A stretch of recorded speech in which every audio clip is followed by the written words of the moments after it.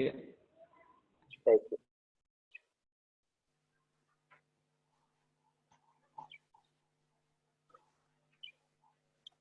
Bismillahirrahmanirrahim. Assalamualaikum warahmatullahi wabarakatuh. Waalaikumsalam warahmatullahi wabarakatuh. Waalaikumsalam. Selamat pagi, salam sejahtera untuk kita semua. Yang terhormat Bapak, Ibu, Wali Murid Sekolah Pribadi Depok, para Dewan Guru, beserta hadirin yang saya banggakan.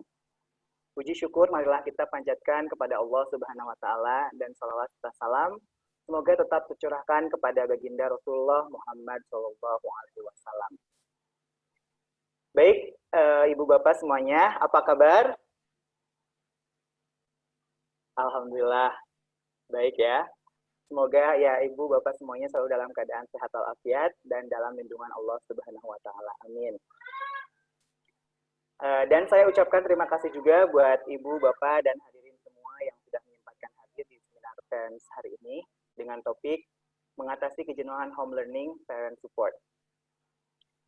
Sebelumnya, perkenalkan nama saya Imat Ruhimat. Saya adalah moderator untuk seminar pada pagi hari ini. Adapun rangkaian acara yang akan kita lewati pada seminar hari ini antara lain yang pertama pembukaan, yang kedua pemaparan materi dari narasumber, yang ketiga, sesi tanya jawab. Dan terakhir penutup.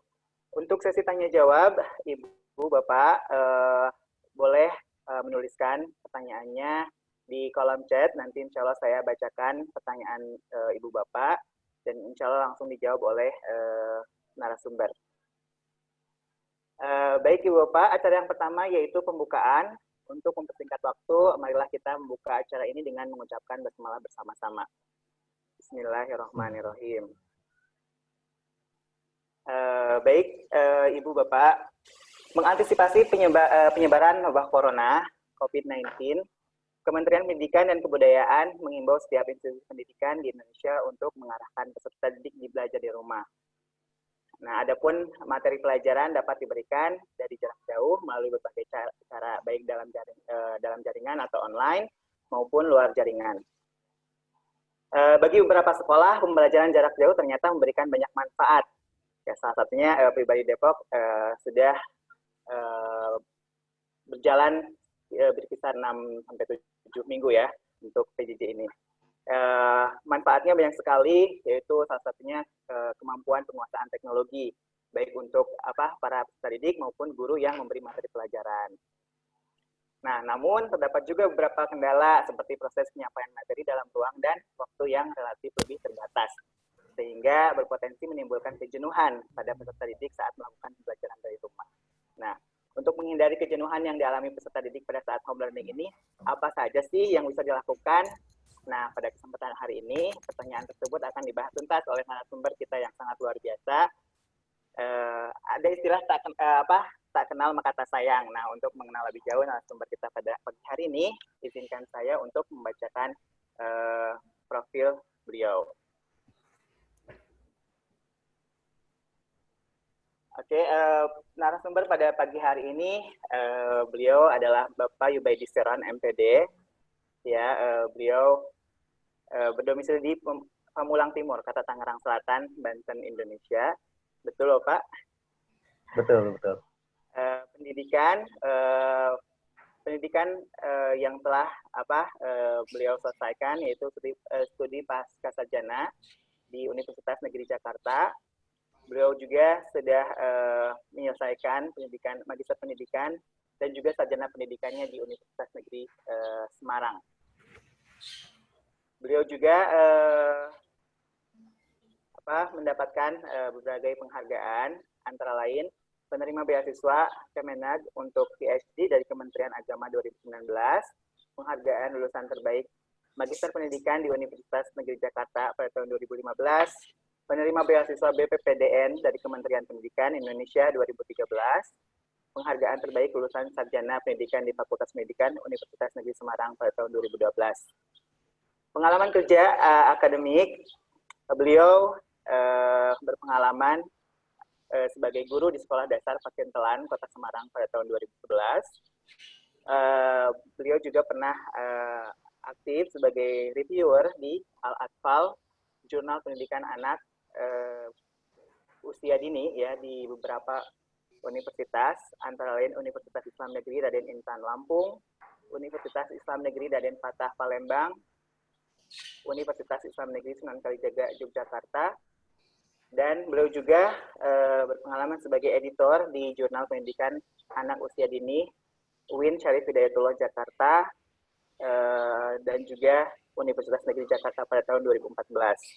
Beliau juga berpengalaman sebagai spesialis pendidikan di YB4 Child and Stimulation Center, Jakarta, pada tahun 2014-2015. Dan sekarang beliau adalah seorang konsultan di pendidikan anak usia dini Rumah Tumbuh Kembang Jakarta Barat. Kalau matiin kameranya gimana? Nanti. Pada tahun 2017, sejak tahun 2017, sekaligus beliau juga adalah tutor di Universitas Terbuka Indonesia, Jakarta, sejak tahun 2015. Dan sekarang beliau adalah dosen di Fakultas Pendidikan Universitas Islam Negeri Syarif Hidayatullah Jakarta sejak tahun 2017. Baik, itulah profil singkat tentang Bapak Yubaidi Siron. Dan sekarang Bapak Yubaidi Siron udah bersama kita semua. Bapak Yubaidi Siron. Halo Pak Imad. Iya, gimana, sehat Pak? Alhamdulillah sehat Pak Imad. Semuanya semoga sehat semua ya. Alhamdulillah. Baik Bapak, apa udah siap Pak untuk memaparkan penjelasan tentang bagaimana sih mengatasi kejenuhan learning home learning ini di masa pandemi ini? Baik Pak Imad, boleh saya share screen dulu ya? Iya, silakan Bapak. Baik, Ibu Bapak semuanya, inilah waktunya untuk mendengarkan paparan dari Bapak Yubaidi Siron. Waktu dan tempat saya persilahkan. Assalamualaikum warahmatullahi wabarakatuh. Waalaikumsalam. Waalaikumsalam warahmatullahi wabarakatuh. Selamat pagi dan salam sejahtera untuk kita semua. Bapak Ibu, semoga semuanya sehat walaupun kita sudah terkurung di rumah selama 6-7 mingguan. Luar biasa memang kondisi seperti ini. Kita yang terbiasa aktivitas di luar sangat susah kiranya harus dikurung berlama-lama di rumah dan tidak bisa melakukan aktivitas outdoor seperti biasanya. Pada kesempatan kali ini, terima kasih Pak Imad Rohimat yang telah memoderatori. Saya ingin menyampaikan sedikit rasa gelisah kita bersama sih sebenarnya. Juga siapa sih yang nggak mengalami kejenuhan ya selama 6-7 minggu terkurung di rumah. Kebetulan beberapa pekan lalu Pak Aziz itu mengontak saya untuk berbagi bersama ibu-ibu, bapak-bapak semua, parents di pribadi, untuk gimana sih mengatasi kejenuhan saat home learning seperti ini. Khususnya yang perlu digarisbawahi, gimana sih parent support-nya gitu ya. Kalau anak-anaknya kan sudah terhandle kalau di aktivitas harian bersama guru-guru. Di rumah bagaimana? Karena kondisi di rumah lebih panjang daripada aktivitas home learning ketika online kelas. Gitu. Kebanyakan ibu bapak, kebetulan saya concern juga di UIN Jakarta di psikologi pendidikan. Kebetulan saya mengajar di jurusan pendidikan Islam anak usia dini dan bersama beberapa teman-teman di Fakultas Ilmu Tarbiyah dan Keguruan sangat concern sekali gimana sih terkait pendidikan anak kita gitu. Tapi pada kesempatan kali ini saya ingin memaparkan mungkin ya agak sedikit concern-nya ketika kita menghadapi anak-anak yang usia SMP SMA. Karena usia-usia SMP SMA juga fase-fase yang sangat kritis bagi saya, bagi kita semua tentunya. Saya pengen menampilkan beberapa hasil research dari beberapa jurnal. Yang pertama, berapa persen sih anak-anak kita gitu ya, yang anak-anak remaja kita yang mengalami depresi. Ini saya ambil dari jurnal Abnormal Psychology dari Education Week.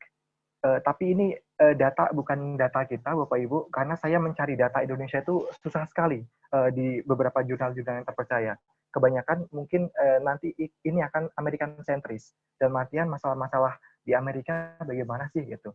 Cuman ini sebagai gambaran bagi kita, saya rasa tidak begitu jauh sih permasalahan-permasalahan anak remaja kita terkait perilaku sosialnya. Nah, Ibu, Bapak bisa lihat di screen bahwa anak-anak kita presentasi khususnya nih yang 12 sampai 17 tahun itu luar biasa tingkat depresinya, bisa dilihat di gambar-gambar yang putus-putus itu tiap tahunnya meningkat gitu. Banyak masalah sih sebenarnya yang bisa diambil dari sini. Ini dalam kondisi yang bukan home learning, Bapak Ibu. Dan kita bisa ngebayangin bagaimana kondisi home learning dengan anak-anak dengan kondisi psikologis mereka yang aktif di luaran dan sebagainya, tapi kok terkurung di rumah dengan orang tua saja gitu. Pasti mempunyai depresi yang 2 kali lebih berat dibanding hari-hari normal seperti biasa. Ini tampilan yang pertama. Terus kemarin saya juga sempat survei pada teman-teman yang masih itu ya, sebenarnya apa sih yang menyebabkan kalian stres ketika home learning? Ini ada beberapa saja yang saya tampilkan yang paling sering muncul. Yang pertama ternyata yang paling atas itu ketika ada perbedaan pendapat dengan orang tua, dengan teman, dan dengan guru. Ini yang menarik. Datanya belum berani saya tampilkan penuh gitu ya, karena surveinya juga masih berlanjut gitu. Tapi sementara ini yang lumayan menduduki peringkat awal-awal itu ketika memang mungkin ya ibu bapak di rumah bekerja dari rumah, ada beban kerjaan dari kantor gitu ya, ditambah harus ketemu dengan anak yang biasanya itu anak sudah diserahkan pada sekolah di jam-jam kerja, tidak ada gangguan sama sekali. Sekarang apalagi kalau misalkan punya siblings di rumah, 2 atau 3 anak, itu luar biasa di rumah untuk mengendalikannya. Saya ikut merasakan keprihatinan itu, Ibu Bapak. Jadi tensi kita, pressure kita di rumah memang lebih dibandingkan kita bekerja ketika tatap muka gitu ya. Ternyata anak-anak itu ketika di sekolah memang mereka sering kena bully gitu ya. Tapi bulian itu juga selevel dengan pressure ketika berada di rumah ternyata. Jadi mungkin kita refleksi bersama gitu ya. Jangan-jangan aktivitas-aktivitas yang kita lakukan di rumah bersama anak-anak itu memang menjadikan anak-anak itu stresnya meningkat gitu. Selain itu juga memang banyak pelajaran, terus ada ulangan gitu, itu yang menjadikan anak-anak stresnya bertambah. PR yang numpuk, misalkan tambahan-tambahan dari kerja guru gitu ya. Tapi saya rasa sekolah yang berbasis Cambridge gitu ya, karena saya kebetulan dekat dengan teman-teman yang di Cambridge gitu, yang berbasis Cambridge maksud saya, mereka punya apa ya komunitas tertentu untuk sharing sesama guru dan sebagainya. Jadi ketika pemberian tugas untuk anak, terus pemberian project dan sebagainya itu sudah diukur levelnya. Jadi saya rasa untuk stres dari guru itu bisa terukur, karena penugasan beberapa ya di sekolah-sekolah lain di luar Cambridge School itu juga malah beberapa kualitas itu tidak terkontrol. Tapi ketika saya melihat di sekolah-sekolah yang berafiliasi ini kok melihat kualitas itu tidak begitu turun gitu. Saya melihatnya dengan pembelajaran yang menyenangkan, otomatis kalau tatap muka seperti ini hampir semua sekolah ya. Tapi saya rasa pengembangan guru yang dilakukan oleh guru-guru yang berkurikulum Cambridge ini lebih lebih advance dibanding guru-guru yang lainnya, karena sudah bisa pakai peer deck, sudah pakai Edpuzzle, pakai macam-macam semuanya. Bahkan beberapa teman-teman dosen pun ketika ada share dari beberapa teman-teman guru itu ikut, karena pengembangan diri yang dilakukan oleh guru-guru di sini lebih advance dibanding tempat lain. Jadi untuk mengurangi diantaranya sih salah satu cara gitu ya untuk mengurangi kejenuhan yang terjadi ketika home learning bersama anak-anak di sekolah, di rumah maksud saya. Terus ada beberapa ini ya, apa sih yang menyebabkan anak itu stres? Di antaranya nilai jelek. Gitu. Tapi saya berpesan kepada ibu bapak sebenarnya, mungkin tuntutan pada anak nanti akan saya tampilkan sih hasil research beberapa jurnal gitu ya. Apa sih sebenarnya yang anak-anak tidak sukai dari orang tua, dan kita mungkin akan jadi refleksi buat kita semua apa sih gitu. Dan saya juga kemarin sampai kaget gitu. Oh ternyata hal-hal seperti itu yang menjadikan anak-anak itu merasa diganggu oleh orang tua gitu. Sebelum kita sampai ke sana, saya ingin memaparkan beberapa kondisi psikososial anak kita, khususnya yang di SMP SMA, dan beberapa nanti akan saya menyinggung di SD, karena mayoritas pribadi sepertinya banyak juga ya yang di SMP SMA ya, parents-nya dibanding untuk SD. Tapi saya, karena concern saya juga di usia sekolah, bahkan prasekolah, saya juga akan concern ke sana. Anak-anak remaja kita, Bu, Bapak, memang fase seperti ini. Dia fase identitas, fase masih kebingungan identitas diri. Ini versinya Erik Erikson ya, dengan teori psikososialnya Erikson. Dia merasa banyak kegelisahan. Jadi dia masih mencari-cari identitasnya. Di hal-hal kondisi yang normal saja, mereka masih luar biasa gitu, Bu. Apalagi ketika seperti ini. Nah, ketika kontrol-kontrol kita yang kurang relevan ke anak, itu menjadikan anak merasa ini kenapa sih orang tua saya kok terlalu mengekang saya dan sebagainya. Tapi di lain sisi kita juga bingung.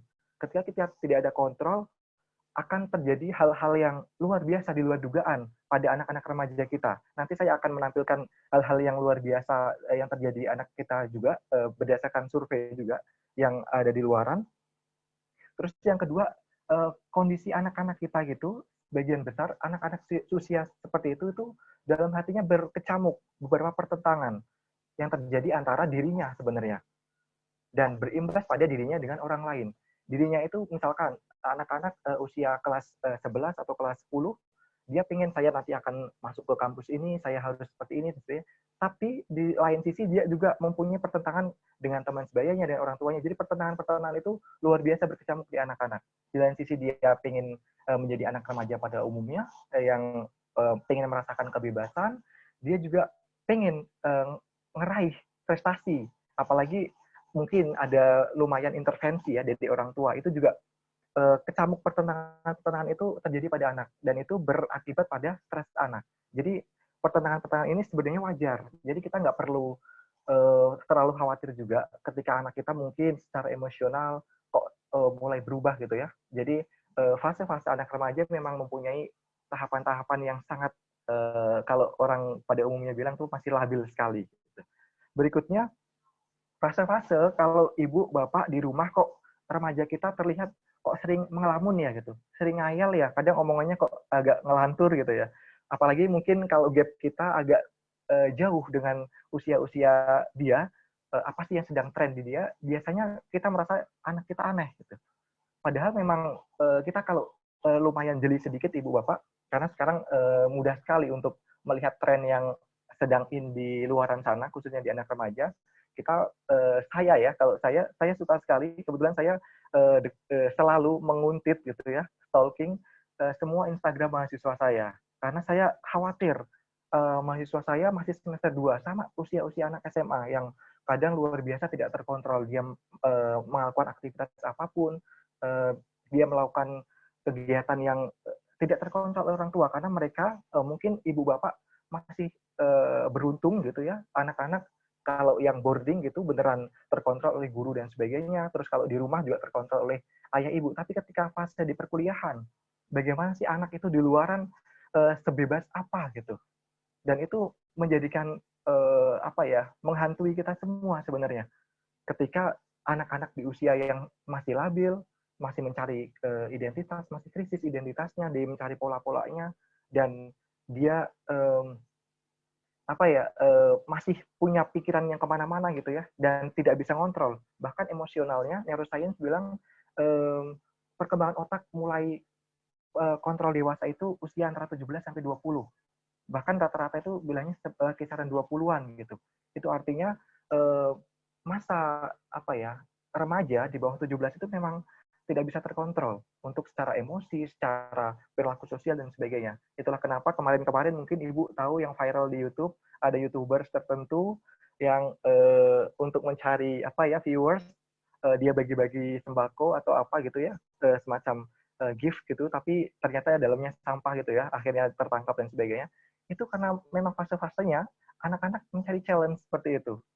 Nah, ketika kontrol-kontrol itu yang terlalu bebas bagi kita, anak-anak akan kelewat dari kontrol itu. Sebaliknya, ketika kontrol kita yang terlalu keras gitu, itu juga akan berimbas pada anak-anak kita yang mungkin malah menjadi memberontak, akhirnya nggak mau di rumah, pengen kabur saja dan sebagainya, itu yang akan berdampak ke sana. Gitu. Anak-anak remaja kita, ibu bapak juga aktivitas berkelompok itu hal yang sangat-sangat dia sukai gitu ya, nongkrong di kafe atau ngopi bersama teman-temannya, sekedar ngobrol dan sebagainya. Tapi dengan kondisi ini, hal-hal seperti ini tidak memungkinkan gitu. Kita bisa membayangkan sih, kita refleksi zaman-zaman muda kita sama gitu ya, ketika kita pengen ngobrol sama teman karib kita dan sebagainya, tapi kita mempunyai halangan tertentu atau mungkin nggak diizinin orang tua atau mungkin hal-hal yang lain. Kalau ini nggak cuma nggak diizinin orang tua, semua aktivitas masyarakat nggak diizinkan gitu ya. Jadi betapa depresinya kondisi anak-anak yang memang pada fasenya untuk bersosialisasi seperti ini, tapi benar-benar di-cut gitu. Nah, anak-anak itu juga trial untuk mencoba sesuatu yang bagi mereka itu hal-hal yang baru, itu juga sedang luar biasa, Ibu Bapak. Bahkan untuk mencari challenge-challenge seperti YouTuber tadi, atau mungkin terjun dari ketinggian, itu lagi berani-beraninya anak-anak usia segitu. Dan ini akan menjadi hal-hal yang rintangan bagi mereka juga ketika kondisi-kondisinya seperti ini. Nah, kita akan melihat sih sebenarnya apa sih perilaku-perilaku negatif anak-anak kita ketika kita kurang kontrol atau mungkin malah kita terlalu banyak kontrol gitu. Jadi dilema juga sebagai orang tua, terlalu ngontrol juga akan tidak mengenakan buat anak, over bebasnya juga akan tidak mengenakan buat anak-anak kita. Jadi saya akan menampilkan beberapa data. Semoga ini tidak terjadi anak-anak kita. Cuman ini refleksi buat kita semua. Saya ngambil data ini di Amerika, Ibu Bapak. Jadi anak-anak usia kelas 9 sampai kelas 12 di sana gitu ya. Jadi ini datanya anak kelas 9 itu yang biru, Ibu, Bapak. Yang hijau anak kelas 10, yang 11 anak kelas yang biru, yang 12 itu yang orange. Jadi mereka sudah mulai aktif secara seksual. Dan ini mengagetkan kita semua. Sampai persentasinya anak 12 itu 51% untuk yang perempuan.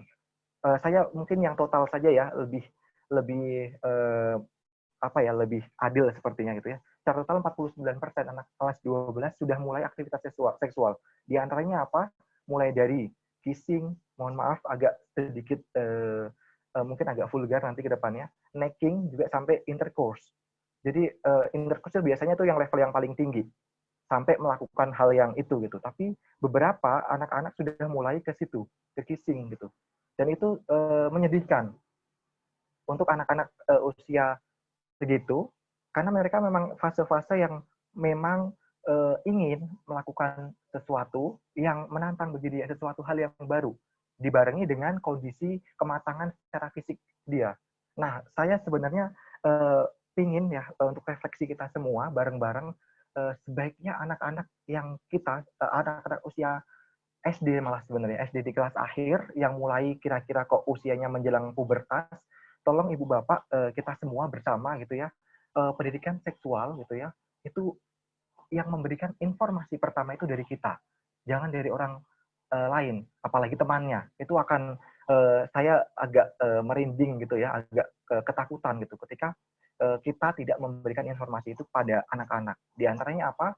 Fase-fase, misalkan yang perempuan payudara udah mulai membesar, terus mulai menstruasi, untuk yang laki-laki suara udah mulai berubah, terus dia pernah mengalami mimpi basah gitu dan sebagainya. Itu kita harus benar-benar concern di usia-usia itu. Dan siapa yang memberikan informasi pertama?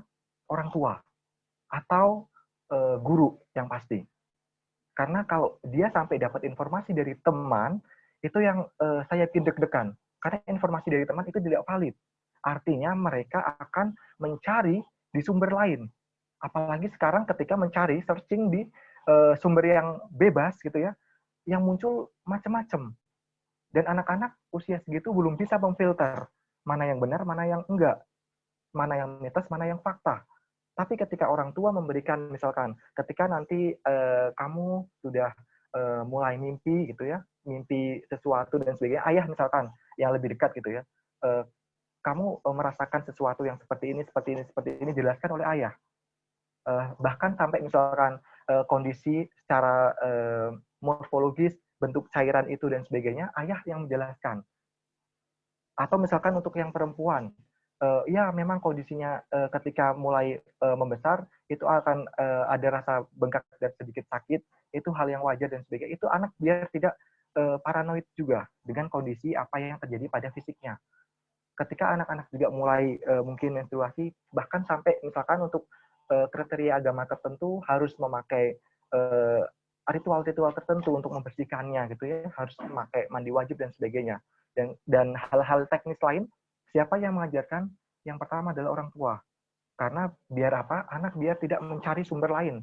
Seandainya dia nanti mencari sumber lain pun, dia nanti akan berpikir, kok beda ya apa yang saya dapat informasi dari orang tua saya dan apa yang saya cari di sini. Kebetulan dia kan karena curiosity-nya tinggi, nggak mungkin kita bilang, jangan lihat di sini ya.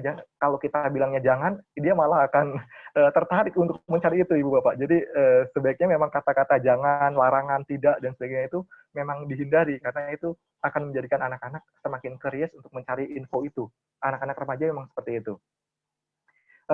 Berikutnya, ini kasus untuk yang relate-nya udah level tinggi, sampai ke penyakitnya, Ibu Bapak. Ini data sampai 2016 saya dapatnya, karena saya mencari data yang 2020 belum nemu. Ini yang data terbarunya dari Center for Disease Control and Prevention. Dia menampilkan beberapa tren-tren yang lumayan naik, khususnya di chlamydia, sebuah semacam bakteri yang hasil dari hubungan bebas sebenarnya, Ibu Bapak. Dan ini sudah mulai naik di sana gitu. Dan beberapa tren-tren di sini, apalagi sekarang paparan anak kita yang luar biasa, saya melihat beberapa tren di berita-berita bahwa bahkan tidak hanya untuk lain pasangan, sesama pasangan juga munculnya trennya sudah tinggi di Indonesia. Saya kemarin kelupaan untuk menampilkan data di kita, tapi Bogor itu termasuk kota yang tinggi untuk tingkat homoseksualitas, beberapa gitu ya, salah satunya gitu ya. Depok juga salah satunya. Jadi kita hidup di serba yang di masa yang serba sulit buat pengasuhan anak-anak remaja kita. Kalau dulu mungkin ibu bapak yang era 60-an 70-an gitu ya, lahirnya orang tua itu khawatir sekali ketika punya anak perempuan nanti gimana pengasuhannya dan sebagainya gitu ya. Sekarang nggak cuma anak perempuan, anak laki-laki juga khawatir kita. Semuanya khawatir terjadi yang di luaran sana itu ganas sekali, dan kita harus benar-benar berhati-hati.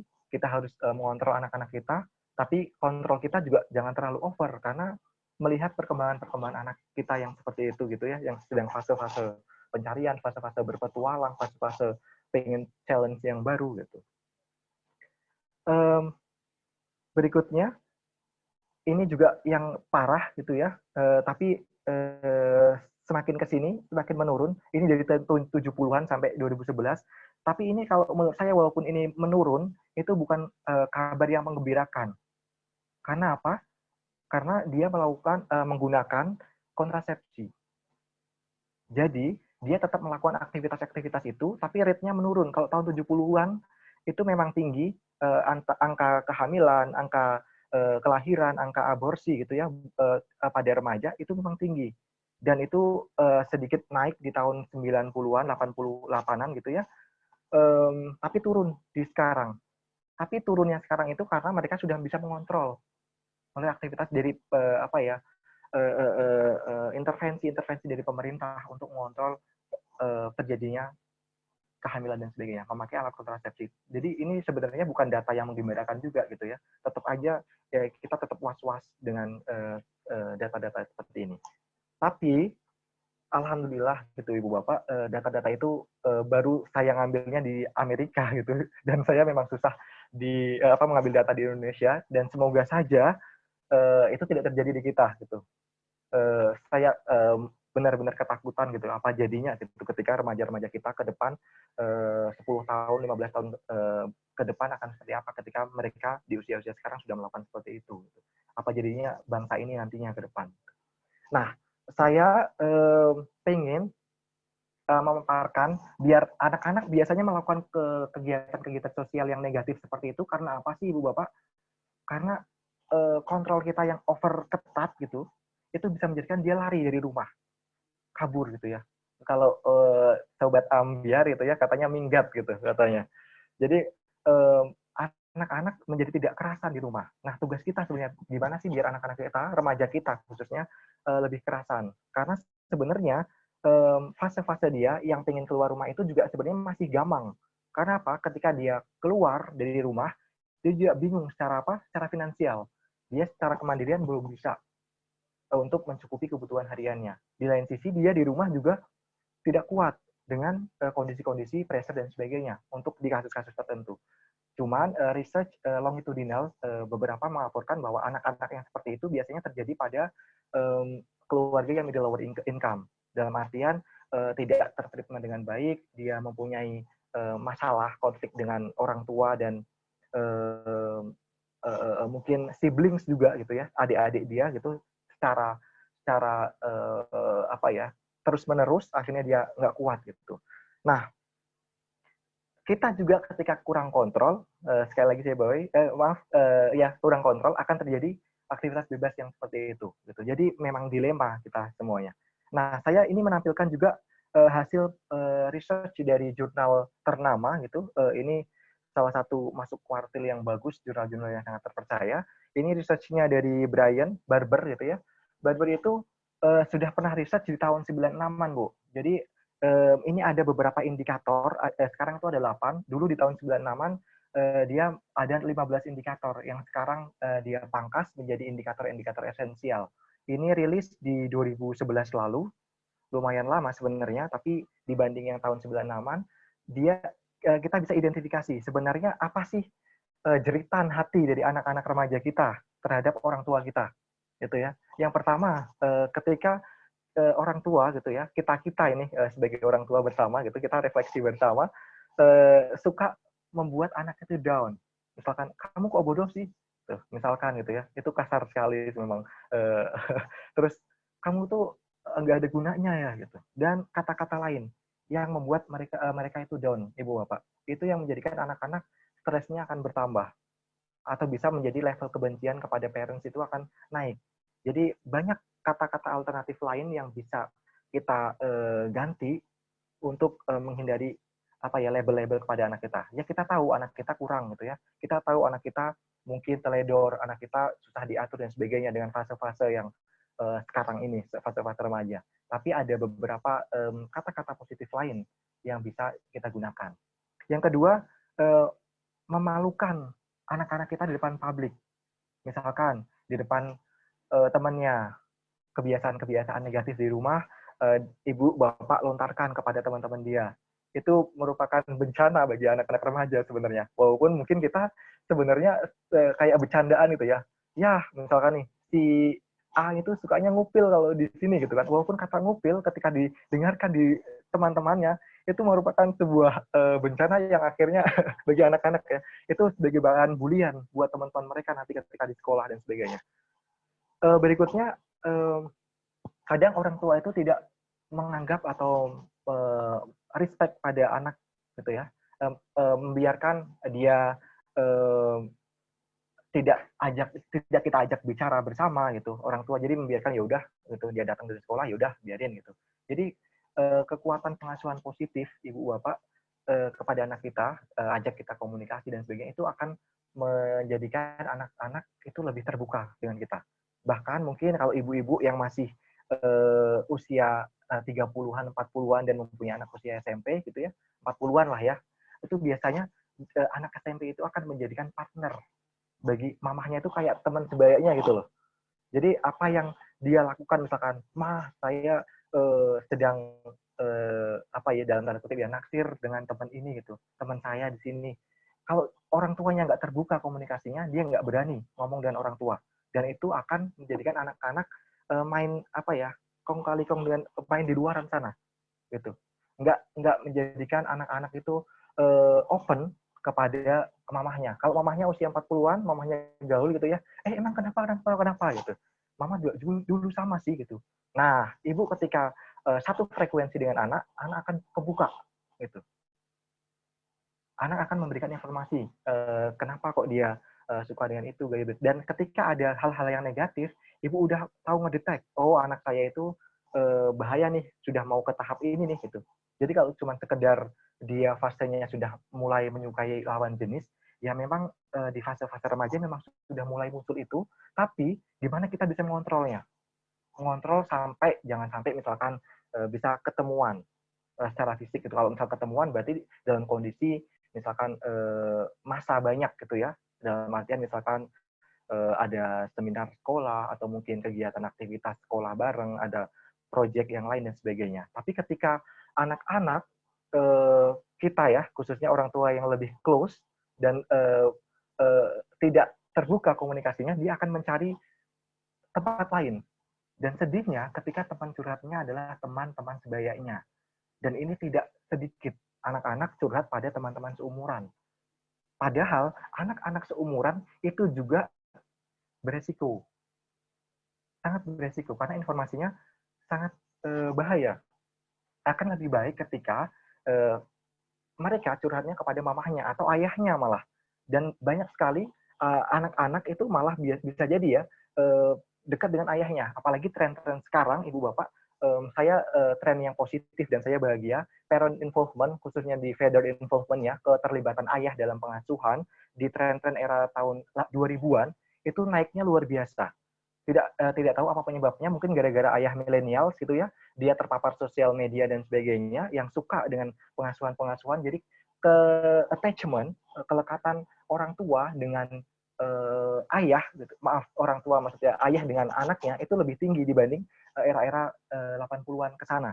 Jadi kalau dulu ya ayah itu seperti saya juga masih era-era yang agak takut dengan ayah gitu ya, tapi sekarang saya melihat tren-tren teman-teman saya, pengasuhan-pengasuhannya, khususnya laki-laki itu luar biasa. Dan itu akan bagus untuk keterbukaan anak dengan orang tua. Dan info-info tentang masalah perkembangan dan sebagainya akan lebih enak daripada dia tidak terbuka pada orang tua. Intervensi kita akan lebih enak nantinya untuk memastikan anak-anak kita bermasalah atau enggak. Gitu. Berikutnya, ini yang tidak kalah penting Ibu Bapak. Ketika Ibu Bapak violates my privacy, kata anak gitu. Kata anak bilangnya gitu. Ketika Ibu Bapak benar-benar tidak menjaga privasi dia. Di antaranya apa? Dia masuk pintu kamarnya, orang tua masuk pintu kamarnya tanpa ketuk pintu misalkan. Ngelonong aja. Itu hal-hal yang bagi remaja itu sangat sangat mengganggu sebenarnya gitu. Apalagi buka HP tanpa izin. Gitu ya.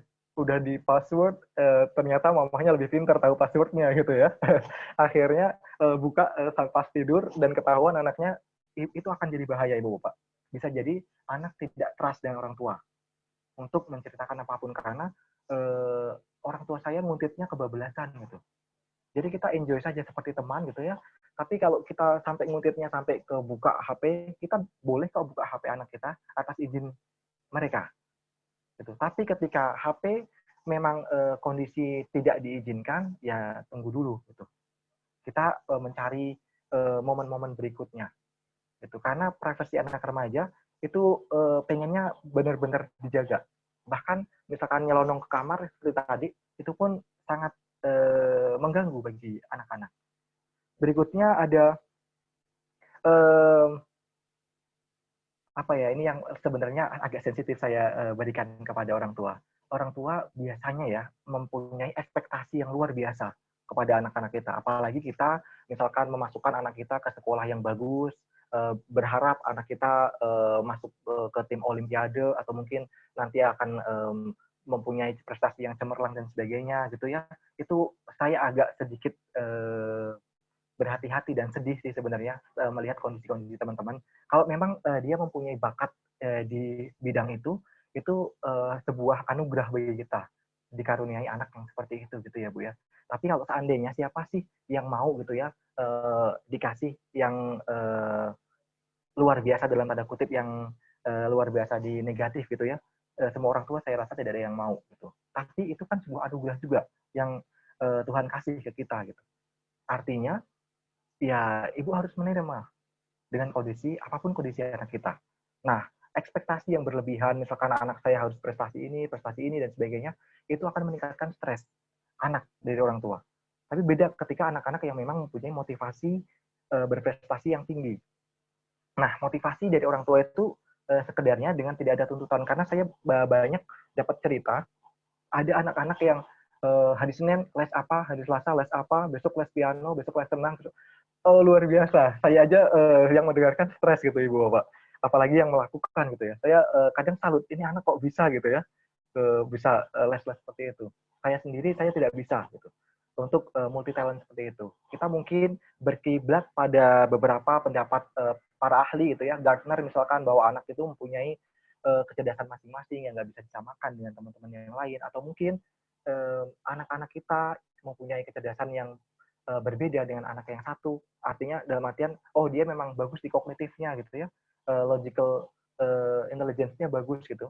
Tapi anak kita ternyata kok bagusnya di musik gitu, musikalnya bagus, atau mungkin di kinestetiknya bagus. Ya kita, kalau saya beranggapan mungkin kita agak berbeda anggapan, Ibu Bapak. Kalau saya misalkan mempunyai anak yang seperti itu, di usia-usia seperti itu gitu, anak misalkan anak saya nggak bagus di kognitif gitu, lah harus gimana lagi? Saya tidak akan mengeleskan anak saya di les matematika mungkin. Hanya standar saya asal Anda lulus di matematika oke. Ini versi saya. Mungkin ini Ibu agak berbeda karena di pribadi kan memang klasternya udah klaster anak-anak pinter semua gitu ya. Jadi agak berbeda. Saya melihatnya dari klaster-klaster sekolah di luaran yang umum gitu. Seandainya kita seperti itu gitu, kenapa kita nggak mengeleskan anak kita, misalkan dia lebih intens ke renang, kenapa nggak ke renangnya? Atau mungkin ke musiknya, kenapa nggak ke musiknya? Siapa tahu nanti akan menjadi orang-orang yang talent musik yang luar biasa ke depannya gitu. Dan mungkin akan menjadi musisi yang keren ke depannya dibanding kita memforsir, kita bayar mahal untuk les matematika gitu ya. Terus anaknya tambah stres, tetap aja nilainya tetap dapatnya 6 atau 7 gitu.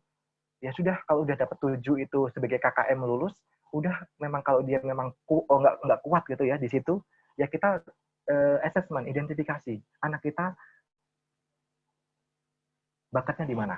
Anak kita cenderung di mana? Anak kita minatnya di mana? Nah, itu yang lebih baik stimulasi ke situ. Jadi akan menjadi anak-anak yang kalau Vygotsky bilang ya, scaffolding dari orang tua, bantuan-bantuan yang diberikan orang tua, terus dari teman-teman yang guru-guru lesnya, itu akan menjadikan anak itu lompatannya akan lebih tinggi, perkembangan untuk bakat-bakat itu. Jadi akan saya saran ke situ. Berikutnya, selain mengekspektasi yang berlebihan kepada anak, itu biasanya orang tua seringnya membandingkan anak-anak kita dengan anak-anak yang lain. Ini juga PR bagi kita sebenarnya. Misalkan kita punya anak dua gitu ya, kamu tuh Lambok ya seperti kakaknya gitu, seperti kakak gitu, dia rajin, tidak ini. Itu luar biasa Ibu, tekanan bagi anak.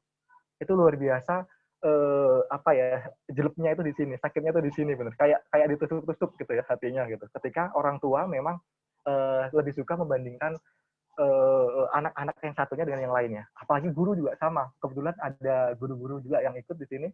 Ketika guru-guru compare anak satu dengan yang lainnya, itu sama Bapak Ibu. Jadi sakitnya sama murid itu. Walaupun kita tahu gitu ya, anak kita ya seperti itu.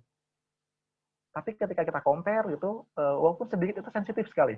Apalagi anak-anak yang memang fase-fasenya sedang sensinya itu tinggi, anak-anak SMP sama SMA. Terus yang terakhir mungkin kalau ini tidak terjadi sih banyak-banyaknya ya, itu mengabaikan anak-anak itu jarang terjadi. Saya juga menampilkan Bu sebelum kita melakukan aktivitas apa sih yang menyenangkan di rumah, saya ingin menampilkan beberapa curhat dari guru juga, beberapa ini tidak semuanya gitu. Dan ini juga terjadi pada kami sebagai pengajar, saya ngajar di UIN gitu ya, mahasiswa saya, mungkin di sini juga ada yang masuk gitu, anak-anak semester 2 itu hampir 11-12 dengan anak SMA. Jadi mereka kadang nggak mengerjakan tugas, sudah dijapri sama gurunya, di-read saja Ibu Bapak. Itu terjadi. Jadi gurunya itu kalau ada pertemuan antar guru sampai saya sudah hampir pasrah gitu. Akhirnya dibilangkan ke kepala sekolah, Pak, tolong Pak, saya bantu, saya udah 3 kali cuma di read doang gitu. Itu sama sebenarnya, sama saya juga mengalami seperti itu. Itu sakitnya di sini Bu bagi guru, bagi kita semua. Jadi mungkin kalau misalkan kita orang tua mungkin saling kontrol ya Bu Pak ya, misalkan ada tugas jadi guru, saya rasa tugas itu sudah sesuai dengan kapasitasnya kok. Dan sudah saling guru itu sudah saling koordinasi antar mata pelajaran lain yang mengkondisikan tugas-tugas itu nggak begitu berat. Maksudnya memang bisa dilakukan oleh anak-anak kita gitu. Asalkan tidak sistem SKS. Biasanya ada tugas ini, tugasnya ringan-ringan gitu. Tapi karena nunggu deadline-nya masih 3 hari lagi atau berapa hari lagi, numpuk, semuanya nggak kepegang gitu. Itu biasanya terjadi pada anak-anak kita. Nah, mungkin sambil ngangsur gitu ya tugasnya. Terus beberapa juga ada yang datang telat, ogah-ogahan gitu ya. Terus ada yang telat bangun. Saya ada tips sih di sini. Kalau biasanya saya eksperimen dari pengalaman saya pribadi Bu ya. Ketika saya ngajar tanpa mandi, aduh ini rahasia terbongkar ini. Kalau tanpa mandi, itu biasanya kita mempunyai feel yang beda Bu, mood-nya ketika kita ngajar. Tapi beda ketika kita dimulai dari mandi, pakai baju, seperti kita mau ngajar beneran gitu ya. Kalau di pribadi kan sudah jelas nih, ada aturan rules-nya guru gitu, memang harus pakai pakaian dan sebagainya. Kalau di beberapa, karena kita lebih kedewasaan, mungkin yang penting kita tetap muka gitu ya. Jadi feel-nya beda ketika kita mempersiapkan seperti kondisi sekolah pada umumnya. Saya juga appreciate kepada level-level di SD gitu ya, atau di TK bahkan beberapa, dia ketika home learning memakai baju sekolah. Jadi feel-nya anak itu rasanya berbeda ketika dia hanya pakai baju biasa atau mungkin malah baru bangun tidur pakai mukena aja biar nggak itu ya langsung stop ngikut gurunya gitu kan, ada berbeda rasanya ketika dibanding anak-anak itu kita ajak yuk mungkin bagi yang muslim habis sahur dan sebagainya setelah aktivitas lain bisa mempersiapkan untuk home learning-nya pakai seperti kita mau sekolah, itu feel-nya akan berbeda. Bisa dicoba ini. Terus tidak fokus mengikuti kelas. Kalau ini iya, karena guru tidak bisa mengontrol anak yang sebanyak 20 sampai 30 di kelasnya dengan mengontrol semuanya di layar. Layarnya kecil, Bu. Hanya layar laptop yang palingan 14 inch ya. Jadi kebanyakan anak-anak juga meng-close videonya. Jadi guru nggak bisa melihat apakah anak ini tidur, apakah ini anak di mana, kita nggak tahu. Dan itu seringnya terjadi. Karena apa? Ketika misalkan contoh, kita mention Pak Imat gitu. Tadi di soal nomor 3 sebaiknya jawabannya bagaimana? Lama sekali, ada 30 detik. Ini Pak Imat kemana ya gitu. Biasanya sering-sering terjadi seperti itu. Anak-anak kita sama. Ini saya pengen mendengarkan menampilkan curhat dari guru juga biar ibu bapak bisa tahu 3 perspektifnya dari anak ketika anak itu kenapa sih apa sih yang nggak disukain dari orang tua, anak juga apa sih yang nggak disukain dari guru gitu ya, anak juga ini curhat guru apa sih kendalanya ketika anak-anak home learning seperti ini. Terus tidak menonton konten yang dibuat guru, itu terjadi sekali Bu Bapak. Guru-guru itu biasanya lembur loh Bapak Ibu, nunggu anak-anaknya tidur baru lihat konten, atau mungkin menjelang sahur bangunnya lebih duluan, atau mungkin malah nggak tidur sekalian sahur sampai jam 2:30. Ini saya curhat pribadi juga sebenarnya, tapi ini juga terjadi pada guru-guru kita. Membuat konten yang bagus demi anak-anak itu bisa nonton. Ternyata enggak. Sudah ketika saya upload di YouTube, saya bangun sampai jam 1:30 gitu ya. Sudah saya edit, saya post berikutnya, yang nonton hanya 9 orang. Jadi itu sakitnya itu sebenarnya effort kita yang sampai nggak tidur gitu ya. Itu juga sebenarnya itu niat kita membuat konten itu untuk mempermudah penjelasan yang kita lakukan, walaupun konten-konten di luaran juga banyak gitu ya, tapi seenggaknya kita kenapa guru kok capek-capek dan suka melakukan membuat konten-konten seperti itu biar relevan dengan topik yang kita ajarkan. Karena kalau konten di luaran bisa jadi ada beberapa yang secara kontekstual, misalkan nih temanya sedang apa, yang di luaran temanya berbeda walaupun kontennya mengajarkan hal yang sama misalkan, itu akan feel-nya berbeda. Tapi itu pun kadang nggak ditonton gitu. Jadi memang sedihnya itu di situ. Nah, Ibu, Bapak, mungkin kita udah mulai nih. Apa sih sebenarnya solusi? Tapi ini versi anaknya ya. Anak-anak itu pengennya apa sih gitu. Simple ternyata sebenarnya Ibu, Bapak. Kemarin saya survei sebentar gitu ya. Teman-teman gitu. Teman-teman maksud saya anak-anak gitu ya. Kalau kalian stres, bosen gitu, kalian ngapain sih gitu. Dan hal-hal yang dijawab itu simple. Apa itu? Dengerin musik. Jadi obatnya itu sebenarnya simple Ibu Bapak. Jadi kalau anak-anak kita sedang dengerin musik, ya udah berarti dia mungkin sedang level stresnya lagi tinggi, sedang ada tugas jadi 3 mata pelajaran yang berbeda bisa jadi gitu ya. Ya udah gitu. Jadi mereka itu bilangnya simple kok. Saya biasanya main musik gitu. Apalagi baca komik beberapa. Saya sebenarnya ini juga salah satu hal yang membuat saya itu bahagia gitu ya, hal yang positif. Jadi level baca anak-anak kita juga nggak rendah-rendah amat kok gitu.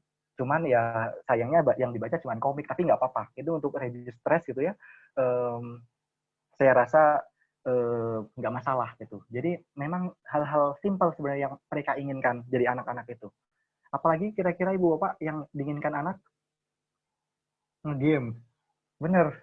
Dia, tapi ini juga jadi konflik sih sebenarnya kalau anak-anak itu alasan kan saya sedang nge-game, saya kan sedang reduce stress gitu ya. Tapi ternyata nge-game-nya 2 jam gitu kan.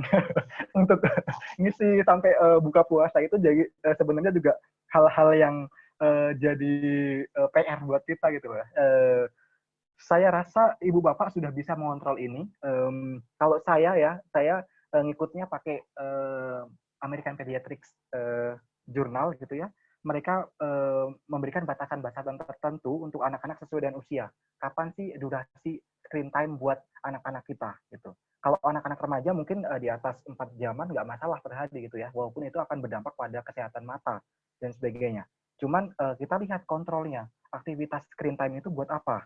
Kalau online learning itu oke gitu ya. Tapi kalau 4 jam itu kok full untuk game online, itu yang akan jadi problem buat anak-anak kita.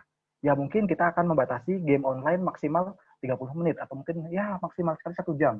Karena anak-anak SMA ya nggak mungkin kalau hanya 30 menit pasti nambah lagi untuk kontrol itu. Nah, kontrol yang lain, saya sebenarnya kalau ibu bapak mempunyai siblings juga yang usia TK, SD juga, ini kontrolnya akan berbeda. Dan itu akan jadi dilematis buat kita. Karena apa? Kakaknya boleh 30 menit, boleh 1 jam, adiknya yang di usia SD maksimal hanya 15 menit. Itu kan kontras gitu. Karena memang di bawah, misalkan di bawah usia 3 tahun, memang tidak sama sekali, di bawah 2 tahun maaf. Di bawah 2 tahun itu tidak sama sekali boleh ada screen time. Sama sekali. Kecuali video call. Misalkan kita jarak jauh dan sebagainya, video call lah. Itu cukup. Jadi untuk YouTube Kids pun tidak disarankan untuk di bawah 2 tahun, 3 tahun. 2 tahun ke atas udah mulailah ada mungkin screen time-nya ada, tapi hanya berapa menit saja. Karena mata anak-anak di usia segitu masih sangat rentan, Ibu Bapak. Jadi selain kesehatan mata juga emosionalnya nanti akan berubah. Karena banyak aktivitas lain yang terganggu. Sosialnya terganggu dan beberapa terganggu. Saya mempunyai beberapa research bersama teman-teman juga bagaimana bahasa anak terganggu, sosial anak terganggu ketika memang dipaparkan pada konten-konten sebelum waktunya di usia 5 tahun dengan konten-konten YouTube Kids pun, walaupun itu hanya nyanyian. Jadi tidak disarankan untuk berlebihan. Sampai ke usia-usia yang kita mungkin kalau online learning oke lah, misalkan sehari sampai 4 jaman, oke, tapi kita harus benar-benar mengklasifikasi 4 jam itu buat ngapain gitu. Terus apalagi sih yang pengen mereka lakukan untuk mengurangi kejenuhan? Ini versi mereka Bu ya, yang pengen anak-anak lakukan selain nge-game, selain dengerin musik, ini ada lagi Bu, rebahan. Ini kaum rebahan memang sangat bermanfaat sih sebenarnya buat apa ya, mengurangi penyebaran virus corona gitu.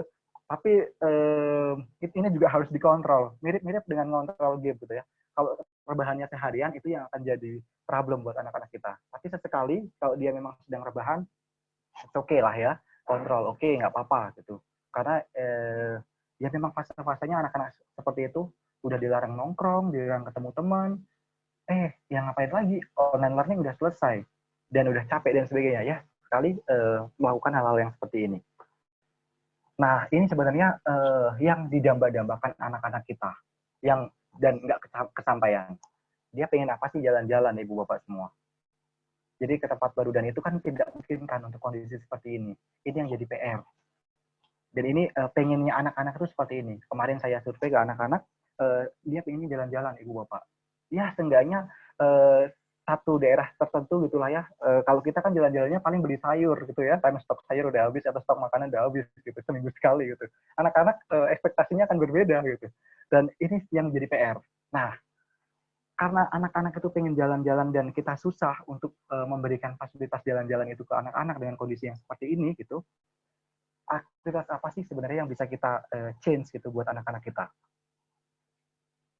Ini key parents-nya yang pertama ya. Kalau ini sebenarnya sudah saya tampilkan, sudah saya paparkan tadi banyak gitu ke ibu-ibu, bapak-bapak semua. Yang saya garis bawahi, yang saya tebalkan, maaf, itu yang hampir yang terakhir, Bu. Biarkan anak menjadi problem solver. Karena ini penting sekali. Ketika anak ada masalah, orang tua sebaiknya jangan langsung ikut campur. Sebaiknya. Gitu ya. Ketika masalah itu memang cocok dipecahkan oleh anak kita. Anak kita jadi nggak anak yang lembek. Misalkan dia punya konflik dengan teman sebayanya. Ya sudah, dia berusaha untuk menyelesaikan konflik itu. Karena resolusi konflik remaja itu penting sekali. Untuk apa? Daya kritis dia, problem solver dia ke depannya. Kalau kita orang tua, anak kenapa dikit, orang tua komplain. Ini anak saya kenapa, anak saya jatuh dan sebagainya. Sebenarnya anak jatuh dan sebagainya itu ada sebab akibatnya. Apakah dia main dengan temannya, apakah dia dan sebagainya. Jadi kita harusnya kalau kita ya confirm dulu kepada yang bersangkutan dengan tidak memberikan solusi atas permasalahan anak kita. Itu penting sekali. Misalkan orang-orang kita, misalkan ya orang-orang penting yang sekarang udah menjadi orang-orang keren, orang-orang hebat, ternyata dia hidup dididik dengan beberapa pengasuhan-pengasuhan yang tidak lembek kepada anak-anak kita. Bukan berarti kita tidak sayang dengan anak kita. Tapi ada kalanya, bukan ada kalanya, tapi sering gitu ya, dosis-dosis untuk kita sedikit tegas pada anak kita itu perlu. Di antaranya apa? Biar anak menjadi problem solver, pemecah masalah. Kalau kita misalkan ada anak berantem, kita yang turun tangan orang tuanya, kita malah calling misalkan orang tua dari anak yang berantem, ini yang berantem anaknya, kenapa yang berantem jadi orang tuanya gitu kan? Itu sebenarnya belum nggak perlu. Kecuali memang konflik-konflik itu berantemnya sudah tidak bisa dipecahkan oleh anak-anak kedua anak itu. Atau mungkin pihak sekolah yang membantu konfliknya nggak bisa. Itu baru konflik yang meranah ke mana, ke hukum sebenarnya. Tapi kalau hal-hal yang biasa, terus dia misalkan main-mainan di kelas, terus gitu ya, di jam istirahat, misalkan nanti ke depan ini ya, kalau udah nggak home learning, terus tiba-tiba kedorong sedikit, terus lecet sedikit, akhirnya berantem dan sebagainya, itu kita harus menelisik apa sih penyebabnya. Dan nggak perlu kita intervensi dan yang mencarikan solusi ke permasalahan anak kita, di antaranya. Terus berikutnya misalkan, anak kita kesulitan mengerjakan PR. Bukan kita atau bukan guru kita memanggil guru les gitu ya. Kita biasanya kesulitan ya untuk anak SMP, SMA. Aduh saya juga nggak bisa nih ngerjain ginian, gitu gimana nih gitu. Atau ibu malah manggilin guru les suruh ngerjakan gitu. Itu bagi saya itu ibu sebenarnya sedang tidak sayang dengan anak-anak kita. Tapi bisa jadi melemahkan ke depannya. Apalagi anak-anak kita yang sudah mungkin SMA yang harus benar problem solvernya itu benar-benar harus dipertajam gitu ya, itu bisa jadi buah si malakama buat orang tua. Di lain sisi sayang dengan anak-anak kita, tapi di lain sisi kita juga kadang melemahkan akhirnya. Tapi beda ketika anak itu yang mencari solusi sendiri. Misalkan minta bantuan teman sekelasnya, gimana sih caranya? Bukan dengan itu ya Bu, bukan dengan nyontek hasil kerjaan teman ya. Nanti ini masuk curhat guru yang berikutnya, karena ada guru tertentu katanya, ya masa gitu, anak-anak cuma screenshot hasil kerjaan temannya, kirim ke saya gitu. Itu ada Bu. Jadi memang ini lucu sekali anak-anak ketika learning. Nah, ini mungkin ya Bu, salah satu alternatif buat teman-teman di rumah gitu ya, ketika mereka sudah mulai bosan, nggak bisa jalan-jalan, ngapain dong gitu. Karena home learning saja juga nggak cukup gitu. Saya sebenarnya ingin memberikan gambar-gambar yang banyak gitu ya, tapi karena waktunya yang mendesak tadi malam, jadi saya mau ngeliskan saja. Yang pertama, anak-anak itu juga butuh nongkrong online ternyata. Jadi walaupun hanya media Zoom atau media yang lain, anak-anak itu setidaknya say hey dengan teman-teman sekelasnya. Itu hal yang simpel dan itu ternyata lumayan untuk memecahkan kejenuhan di rumah sebenarnya. Yang kedua, beberes rumah, ibu bapak. Saya yakin ibu bapak mungkin punya helper di rumah gitu ya, ada asisten gitu ya, asisten rumah tangga. Tapi saya rasa memperkerjakan dalam tanda kutip ya, memandirikan anak kita itu sangat penting, khususnya mereka-mereka yang sudah SMA gitu. Karena apa? Sebentar lagi saya yakin teman-teman yang di pribadi itu pengennya hidup atau melanjutkan kuliah nggak di Indonesia, beberapa gitu ya. Dan nanti walaupun di Indonesia pun ketika kuliah itu hal-hal apa ya, kemandirian itu sangat penting. Ketika misalkan nanti dapat diterima di lain luar kota dan sebagainya, anak-anak harus benar-benar mandiri, minimal cuci piring sendiri atau membereskan pakaian sendiri. Kalau mungkin kalau yang mencuci bukan gitu ya, bukan anak, ya mungkin yang melipat gitu.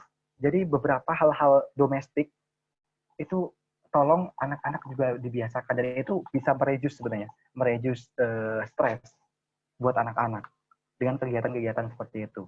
Mungkin ibu bapak agak sensitif karena anak itu tidak terbiasa atau tidak sama sekali mengerjakan aktivitas domestik di rumah karena sudah dibantu semuanya. Anak-anak tinggal sekolah, pulang ke rumah, udah selesai gitu. Main-main itu saja.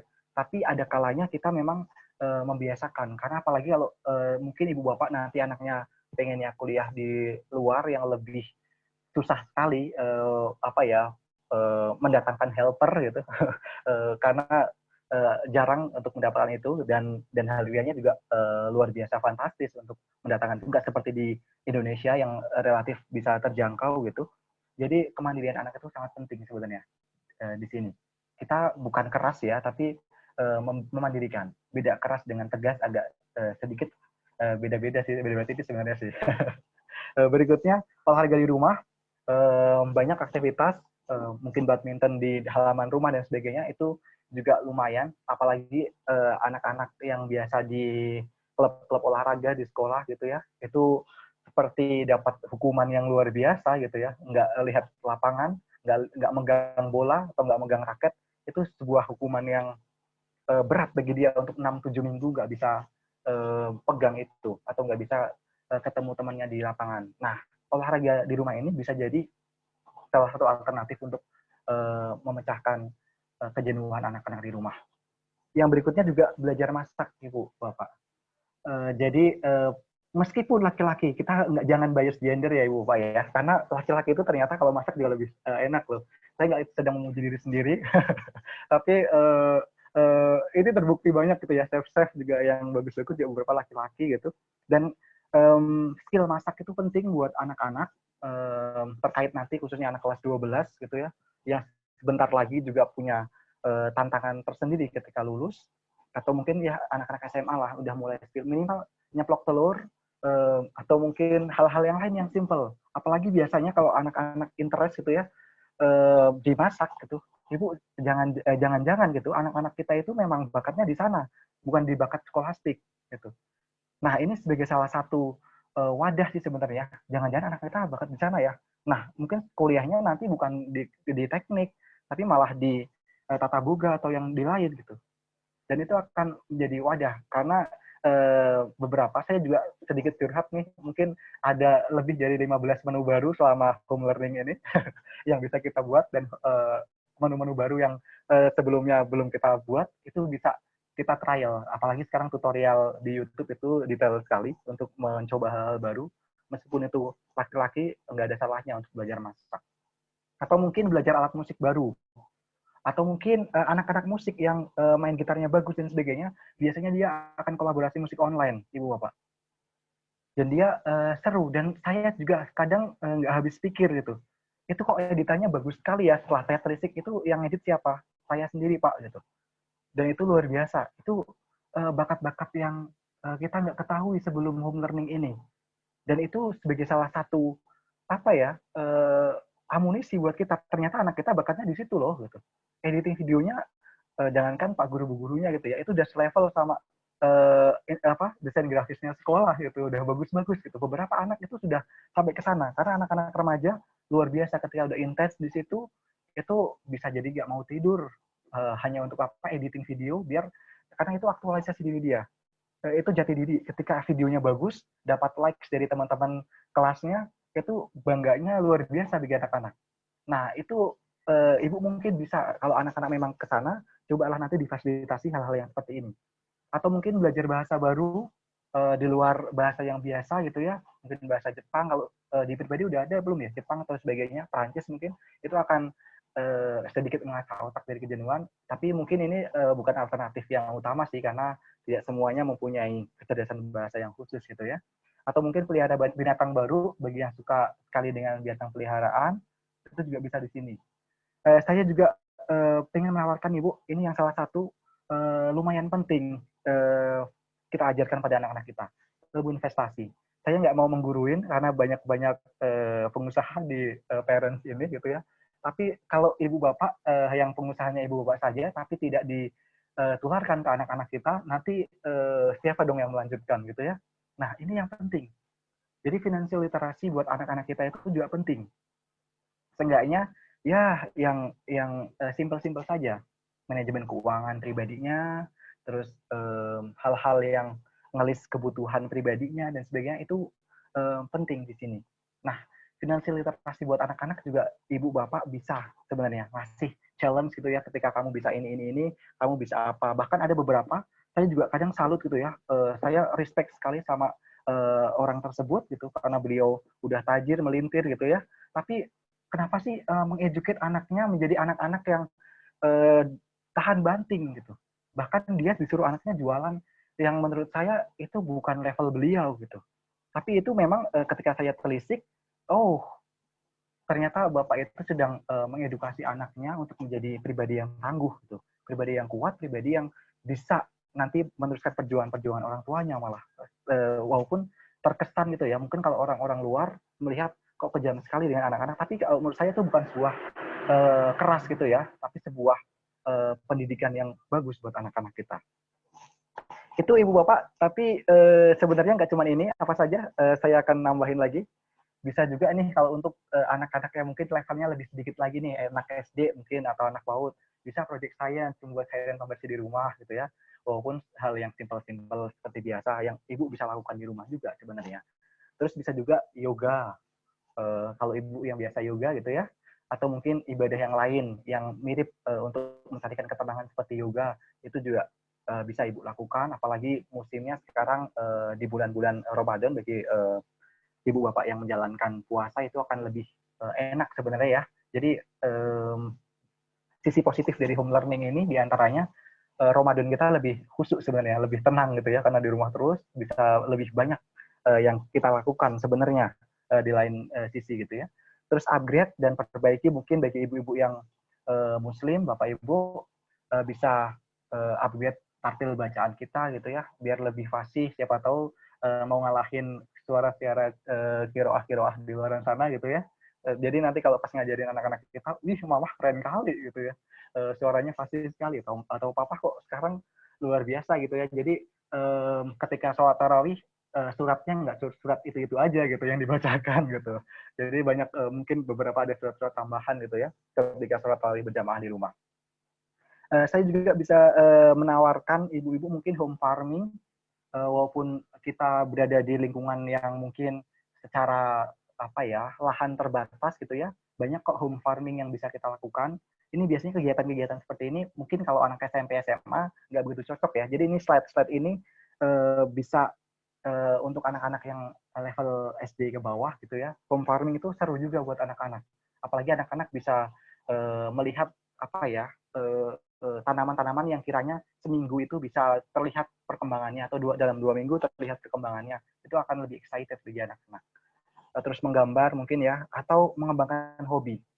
Di antaranya tadi kalau anak-anak bisa musik dan sebagainya, dia bisa kolaborasi musik antar teman-teman yang lainnya, atau kalau dia memang potensial jadi YouTuber, why not gitu Bu ya. Ngapain kalau misalkan dia memang editingnya bagus, konten-kontennya kreatif, ya kita fasilitasi saja, nggak masalah. Tapi saya yang garis bawahi sebenarnya positif YouTuber ya Bu ya, seperti yang saya itu tadi gitu ya, ada YouTuber yang konten-kontennya kadang kita bikin, aduh ini udah followersnya banyak gitu ya, yang subscribes itu banyak banget.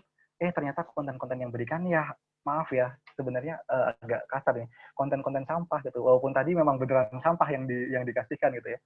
Tapi beberapa hanya hal-hal yang nggak bermanfaat sebenarnya. Nah, ini bisa sebagai salah satu cara sebenarnya. Ibu bapak fasilitas sudah ada, tinggal anak-anak kalau memang dia intens ke situ, ya tinggal kita dukung saja ke sana. Terima kasih ibu bapak atas waktunya. Saya kembalikan ke Pak Imatur Himan. Baik, terima kasih Pak Siron atas paparannya. Tadi itu penjelasan yang sangat bermanfaat bagi kita semua ya, terutama ibu bapak sebagai orang tua, kami juga sebagai guru, untuk bisa mengarahkan anak-anak kita supaya mereka tidak begitu jenuh untuk belajar di rumah dengan tadi dipaparkan berbagai macam alternatif dari Bapak Yubaidi Siron, seperti beres-beres di rumah, olahraga di rumah, belajar masak, belajar alat musik, belajar bahasa baru, pelihara binatang baru, dan lain-lain yang alternatif lain yang bisa dilakukan. Untuk selanjutnya sesi pertanyaan.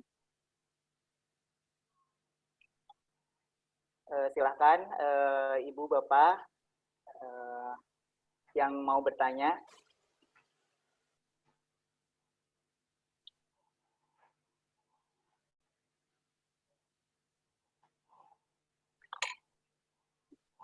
Halo, Assalamualaikum. Ya, silakan Ibu. Perkenalkan, saya Ramiati, orang tua dari Farid Gufron Musafa. Yang mau saya tanyakan, ini tadi kan udah dipaparkan panjang lebar, yang menyangkut judul kita, mengatasi kejenuhan home learning parent support. Baiklah Pak, kepada Bapak Yubaidi, saya mau mempertanyakan, sekiranya selama anak kita di rumah, memang seperti yang Bapak paparkan tadi, saya sudah melakukan, saya memberi tugas anak-anak saya sebelum mereka belajar. Kebetulan semenjak mereka tidak di rumah, saya tidak punya asisten lagi. Anak saya bertiga Pak, satu udah kuliah, si kakak, si abang juga homeschooling di Bandung, si adik juga di pribadi. Jadi kami hanya tinggal berdua biasanya di rumah. Tapi begitu mereka pulang, saya tidak cari asisten lagi, karena mereka udah mulai besar, semuanya saya kasih tugas. Jadi sebelum mereka memulai sekolah, seperti adik, si Farid kan, itu kan jam 8, dia udah mulai belajar. Jadi sebelum pagi habis sahur tuh kita nggak pernah tidur lagi. Jadi si adik tugasnya apa, si abang apa, si kakak apa. Jadi begitu mereka sekolah, mereka rumah udah beres semua.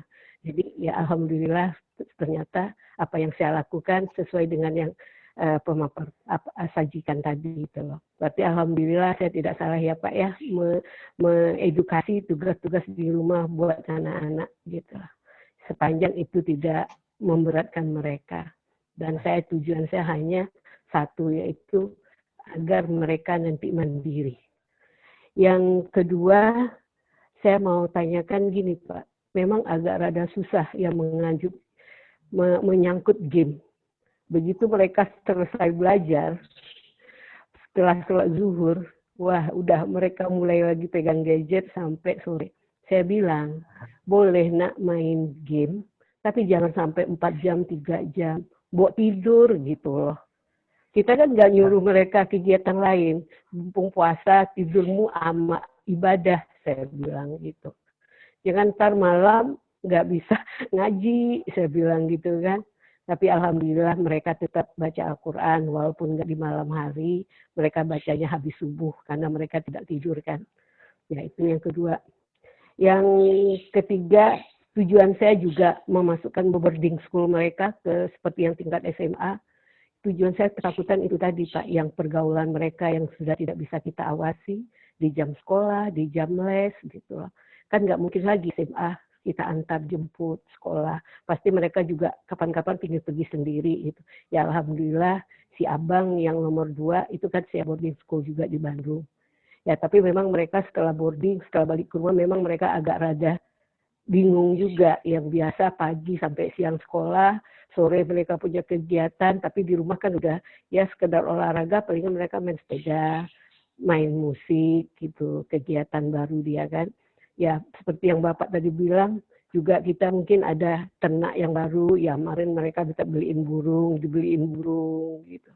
Ya ada kegiatan lah gitu. Cuma itu tadi Pak, problem saya yang suka saya kadang-kadang agak cerewet. Kalau mereka udah pegang gadget, aduh saya bilang nggak bisa dilerai gitu loh. Mereka pegang gadgetnya, itu aja problem yang kalau saya hadapi buat anak-anak. Yang kedua kan mereka punya target kemarin tuh seperti si Farid SMP udah nggak mau di Pekanbaru, dia minta di Jakarta. Dia punya tujuan nanti teman sekolah di sini saya nggak bisa masuk lanjutin SMA kemana gitu kan, dia punya target. Kadang-kadang saya ingatin kalau mereka banyak main, saya bilang, Dek, ingat Dek ya, adik punya target. Tujuan adik kemarin ingin sekolah ke Jakarta, ingin lanjutin ke sekolah sekolah apa, sekolah tempat kakaknya dulu SMA gitu loh kan, karena dia pingin juga kuliahnya punya target lagi, pingin masuk di universitas yang dia sudah cita-citakan gitu. Jadi salah nggak kalau saya sering mengingatin anak-anak, saya kembaliin lagi kepada yang dia inginkan. Kalau melihat dia banyak main gitu, saya ingatin gitu. Ingat dia targetnya dulu, pengen SMP di Jakarta, pengen masuk SMA-nya ke sini. Ingat itu. Salah nggak Pak kalau saya mengingatkan hal yang seperti itu bersifat menekan dia kah? Atau saya hanya sekedar mengingatkan dia lagi gitu. Yang keempat, saya kadang-kadang suka mengingatkan mereka belajar. Kita kan nggak tahu sekarang mereka belajar online. Kan kita nggak mungkin pelototin terus HP-nya. Apakah mereka itu belajar? Apakah mereka tuh maklumlah sekarang mereka punya teman di mana-mana, mereka main game online kan? Nah, itu yang kadang-kadang saya bilang ke anak-anak, saya bilang gitu. Atur waktunya. Saya bukan nggak boleh main, saya bilang cuman punya aturan, saya bilang gitu. Ya itu aja Pak yang mau saya pertanyakan, kira-kira saya selaku ibunya, maklum deh kita ibunya bukan ibu zaman sekarang, umur saya udah 50 tahun. Tadi kan Bapak bilang mungkin kalau masih umur 30, 40 masih gaul deh mamanya gitu loh. Oke Pak, terima kasih. Assalamualaikum warahmatullahi wabarakatuh. Waalaikumsalam warahmatullahi wabarakatuh. Waalaikumsalam warahmatullahi wabarakatuh. Baik Bapak, langsung saja dijawab pertanyaannya dari Ibu Ramiati. Terima kasih. Oke, terima kasih Ibu Ramiati, luar biasa Ibu ternyata sudah melakukan home learning yang menarik ya sebenarnya sebelum disampaikan seperti ini gitu. Jadi harusnya saya malah tanya nih kepada Ibu, Ibu ada tips lain nggak tambahan gitu? Siapa tahu ada yang lebih kreatif untuk melibatkan anak-anak kita gitu. Tapi keren sekali, baik ketika Ibu punya siblings gitu ya, anak-anaknya mempunyai level pendidikan yang berbeda tapi masih akur gitu ya. Biasanya kalau kakak adik itu di rumah ya sudah gitu ya, kita tahu sendiri gitu, apalagi kita kontrolnya agak kurang, pasti rumah itu kapal pecah itu setiap hari biasanya gitu ya. Tapi mungkin kalau kakaknya sudah mature gitu ya, karena udah kuliah dan sebagainya, mungkin akan lebih enak gitu ya, nggak semesi yang ketika adiknya di SD atau di TK gitu. Jadi saya rasa saya harus banyak belajar nih, belajar banyak sama Bu Ramiati tentang gimana sih home learning yang bisa menghandle 3 anak di rumah gitu ya. Gitu. Tapi ada pertanyaan yang seru ketika Ibu mengontrol game anak gitu ya. Gimana sih dia setelah home learning dari habis zuhur sampai maghrib gitu ya, mainnya itu aja, game aja, non-stop gitu. Padahal di lain sisi kita juga nggak mau mengganggu kegiatan anak, dalam artian karena anak merasa terganggu ketika aktivitas dia di selak sama orang tua gitu. Pas anak segitu kan nggak mau gitu ya. Terus usia segitu juga agak kesusahan kita ngontrolnya. Apalagi kita udah tahu home learning, otomatis mainnya sama gadget gitu. Kita mau negur gitu ya, takutnya dia sedang belajar, nanti dia kesinggung dan sebagainya. Memang ini complicated sih buat kita semua. Tapi kalau terkait sama game gitu ya, kalau kita memastikan misalkan nih dari jam 1 sampai jam 3 kok anak-anak masih di sofa main game aja gitu, kita jangan komen dulu, saya saran. Tapi kita duduk bareng lah sebelahan itu ya. Jangan menjudge bahwa kok main game terus sih gitu. Saya rasa itu sangat sensitif buat anak-anak remaja sebenarnya, walaupun memang dia sedang main game gitu. Karena anak-anak kita walaupun itu udah salah, nggak mau dipersalahkan. Itu karakteristik anak-anak remaja awal gitu. Jadi ya kita duduk sebentar gitu ya. Saya rasa Bu Ramiati walaupun usia 50 tapi masih gaul loh ketika cerita-cerita yang Ibu lakukan seperti tadi, karena sangat dekat sekali dengan anak-anak gitu ya. Saya rasa masih ya seru gitu loh dengan anak-anak gitu. Nah, langkah awal kita lebih baik pertama dekati anak dulu aja Bu. Mungkin duduk sebentar gitu sambil ngelirik-ngelirik masih main game nggak sih gitu. Tapi kita baru deketin. Emang lagi ngapain sih, kayaknya seru nih. Boleh nggak saya ikut gitu. Atau mungkin kalau mamahnya lebih gaul lagi, boleh nggak saya ikut main gamenya gitu ya. Jadi agak ibunya gaul gitu ya. Tapi kalau nggak memungkinkan, ya tadi bercanda aja Bu. Ya deketi saja. Sedang apa kalau memastikan, oh iya, ketika sudah deketin 2 kali, selama misalkan jam 2 deketin, jam 3 kok masih lihat itu lagi, game lagi gitu ya. Ya kita nanya kok Bu, nggak ada salahnya. Ya kita sebagai orang tua harus kasih rule gitu ya. Rule-nya kalau memang udah over, ya itu sudah waktunya kita untuk bertindak gitu. Kita kan kayak main layangan buat anak-anak itu. Kadang ditarik, kadang diulur gitu ya. Gitu. Jadi kalau waktunya sudah kayaknya kok perlu diulur gitu biar dia lebih tinggi, ya udah tinggi gitu. Tapi kalau udah ketinggian dia itu tarik lagi gitu. Takutnya malah putus gitu kan. Jadi memang harus tarik ulur seperti itu pengasuhan itu. Jadi ada waktunya kita deketin, tapi kata-kata sensitif seperti yang 8 tadi, kriteria 8 tadi, itu research-nya si Barber itu mungkin bisa kita jadikan pegangan gitu ya. Oh, saya mungkin kalau saat ini langsung total tidak melakukan seperti itu agak susah. Seenggaknya mengurangi. Misalkan untuk labeling ke anak, untuk membandingkan ke anak, untuk tidak ngungkit privasi anak. Itu kalau kemarin-kemarin itu masih tinggi intensitasnya, mungkin sekarang sudah mulai dikurangi. Itu aja sih. Mungkin berangsur-berangsur, tapi kita tetap kontrol itu tetap ada. Gitu. Jadi tidak ada salahnya Bu ketika Ibu menegur. Gitu. Namanya juga narik ulur gitu ya, bukan berarti 8 kriteria itu tidak boleh dilakukan sama sekali. Ya ada sesekali itu muncul sebagai ya namanya juga obat gitu ya, obat itu kadang pahit gitu. Kalau nggak pahit ya namanya obat penurun panas itu aja anak-anak gitu ya, yang manis gitu. Atau mungkin sirup obat batuk gitu. Tapi kebanyakan untuk mengobati hal-hal yang mungkin agak sensitif buat anak itu sesekali kita boleh kok melakukan hal-hal yang kiranya menegaskan ke anak kita ya kita punya komitmen. Apalagi saya sangat terinspirasi sekali dengan Ibu di antaranya ya memberikan target kepada anak. Kamu kan katanya mau kuliah di tempat ini dan sebagainya. Itu motivasinya luar biasa Bu. Walaupun memang motivasi terbesar dan yang berpengaruhnya luar biasa itu motivasi internal anak. Nah, saya rasa itu salah satu motivasi internal yang bagus. Anak itu udah memang pengen banget masuk ke perguruan tinggi tertentu. Nah, itu ketika Ibu sedikit nyinggung ke sana, anak akan keingat, oh iya, saya kan memang mau target ke sana gitu. Jadi biasa aja di anak-anak akan mulai mikir. Karena nanti terkait metakognisi anak gitu Bu ya, regulasi diri anak, saya rasa anak-anak usia SMP itu regulasi dirinya itu sudah mulai baik. Metakognisi juga udah mulai bagus tuh untuk mengatur gitu ya, gimana bertindak, gimana saya merencanakan planning saya ke depan, sebenarnya udah mulai muncul anak SMP, SMA. Walaupun dilihat trennya sekarang, anak-anak sekarang gitu ya, katanya riset mengatakan regulasi diri mereka, metakognisi mereka mulai nggak sekuat orang-orang dulu. Self resilience-nya juga nggak sekuat orang-orang dulu. Kalau dulu kita tahan banting banget Bu ya, apalagi kondisinya mungkin agak berbeda, era-era yang besar di era 90-an dengan krisis-krisis moneter dan sebagainya akan berbeda suasananya gitu ya dibanding anak-anak sekarang yang memang sudah bagus secara finansial dan sebagainya. Terus ini juga berimbas sebenarnya Bu pada perilaku anak. Kenapa? Anak-anak sekarang gitu ya itu berbeda perilakunya. sebagai contoh, ketika misalkan dulu kita waktu kuliah gitu ya, atau mungkin kalau waktu sekolah mungkin nggak begitu familiar dengan gadget dan sebagainya gitu. Era-era saya mungkin kalau yang itu kan beda ya, yang muda gitu. Era saya mulai familiar gadget itu di waktu kuliah. Jadi ketika saya menghubungi dosen gitu, saya biasanya baca 3 sampai 4 kali sebelum saya saya kirim teks saya, pesan saya ke dosen gitu.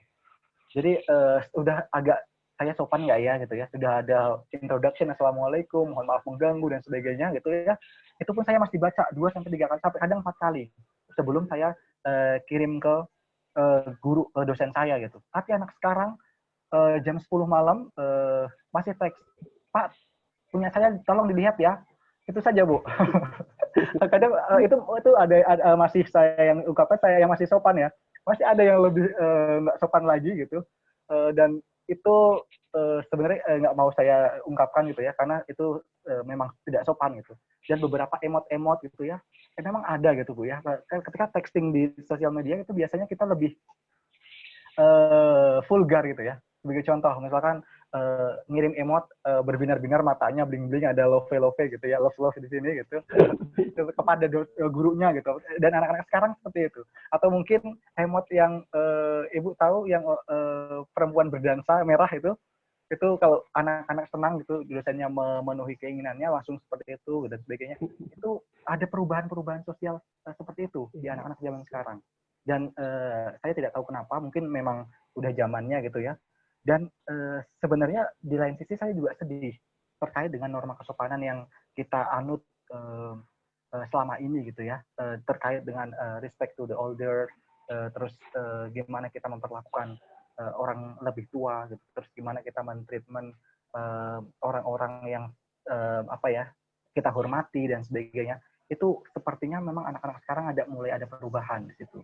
Nah, terkait dengan perkembangan anak-anak sekarang yang susah ke sana, ketika kita terlalu intervensi, misalkan main game kok kita nguliknya kebablasan gitu ya, terus terlalu stalkingnya kelewatan gitu, itu bisa jadi anak-anak memang merasa terlalu apa ya, diguntit oleh orang tua. Tapi saya rasa Ibu ya tadi ya, untuk kontrol gadget dan sebagainya, Ibu udah keren loh gitu.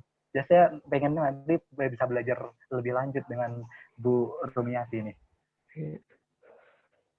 Ya, oke Pak. Cuman itu aja yang kadang-kadang bikin saya agak sedikit naik darah gitu. Iyalah. Terima kasih juga buat Pak Imad. Mungkin selama ini juga banyak memperhatikan Farid gitu. Iya. Dan walaupun kita berjauhan, tolong juga pantau ya Pak Imad ya. Karena kadang-kadang kalau hanya maminya yang pantau, kadang-kadang dia juga agak sedikit marah kan. Mungkin kalau dibantu Pak Imad, mungkin juga dia bisa menahan diri juga gitu. Nah, makasih buat Bapak. Ya. Lanjutkan lagi Pak buat yang lain. Sama-sama. Makasih. Ya, terima kasih Ibu. Ya memang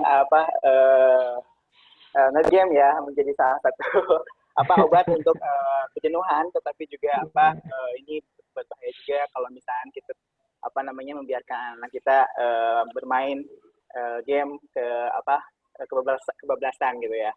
Saya juga sering ngoceh gitu tiap pagi pada anak-anak, tolong kalau misalnya online learning ini langsung jangan langsung main game gitu. Tapi yang namanya anak ya mereka selalu ingin tidak merasa bosan gitu. Baik, terima kasih Ibu Ramiati atas pertanyaannya. Untuk pertanyaan selanjutnya dari Ibu Salsa Lutfiah Zahra, pertanyaannya adalah, jika ada seorang anak broken home atau broken kids, bagaimana cara mengatasi kejenuhannya di rumah? Oke. Sebenarnya ini pertanyaan yang susah bagi saya gitu ya, karena nggak ada experience di sini. Jadi, tapi sebenarnya ada salah satu efek yang luar biasa sih. Apa sih yang menjadikan anak-anak itu, biasanya anak yang broken itu bermasalah, itu di perkembangan sosialnya. Jadi secara sosial emosional, dia mempunyai beberapa kebutuhan-kebutuhan dasar yang harusnya dia dapatkan dari orang tua, tapi bisa jadi dia nggak dapat. Misalkan ketika dia broken, orang tuanya, dia ikut siapa dulu nih, misalkan dia ikut mamahnya, dia akan berpotensi tidak mempunyai figur ayah. Kan memang mamahnya memang sendirian terus gitu ya. Tapi saya rasa ketika dia mempunyai figur ayah baru, itu nggak ada problem. Ketika memang ayah baru itu tidak bermasalah. Dan anak, biasanya anak yang lebih kecil itu nggak begitu ada rasa keki gitu ya, nggak ada rasa yang begitu masalah ketika punya ayah barunya.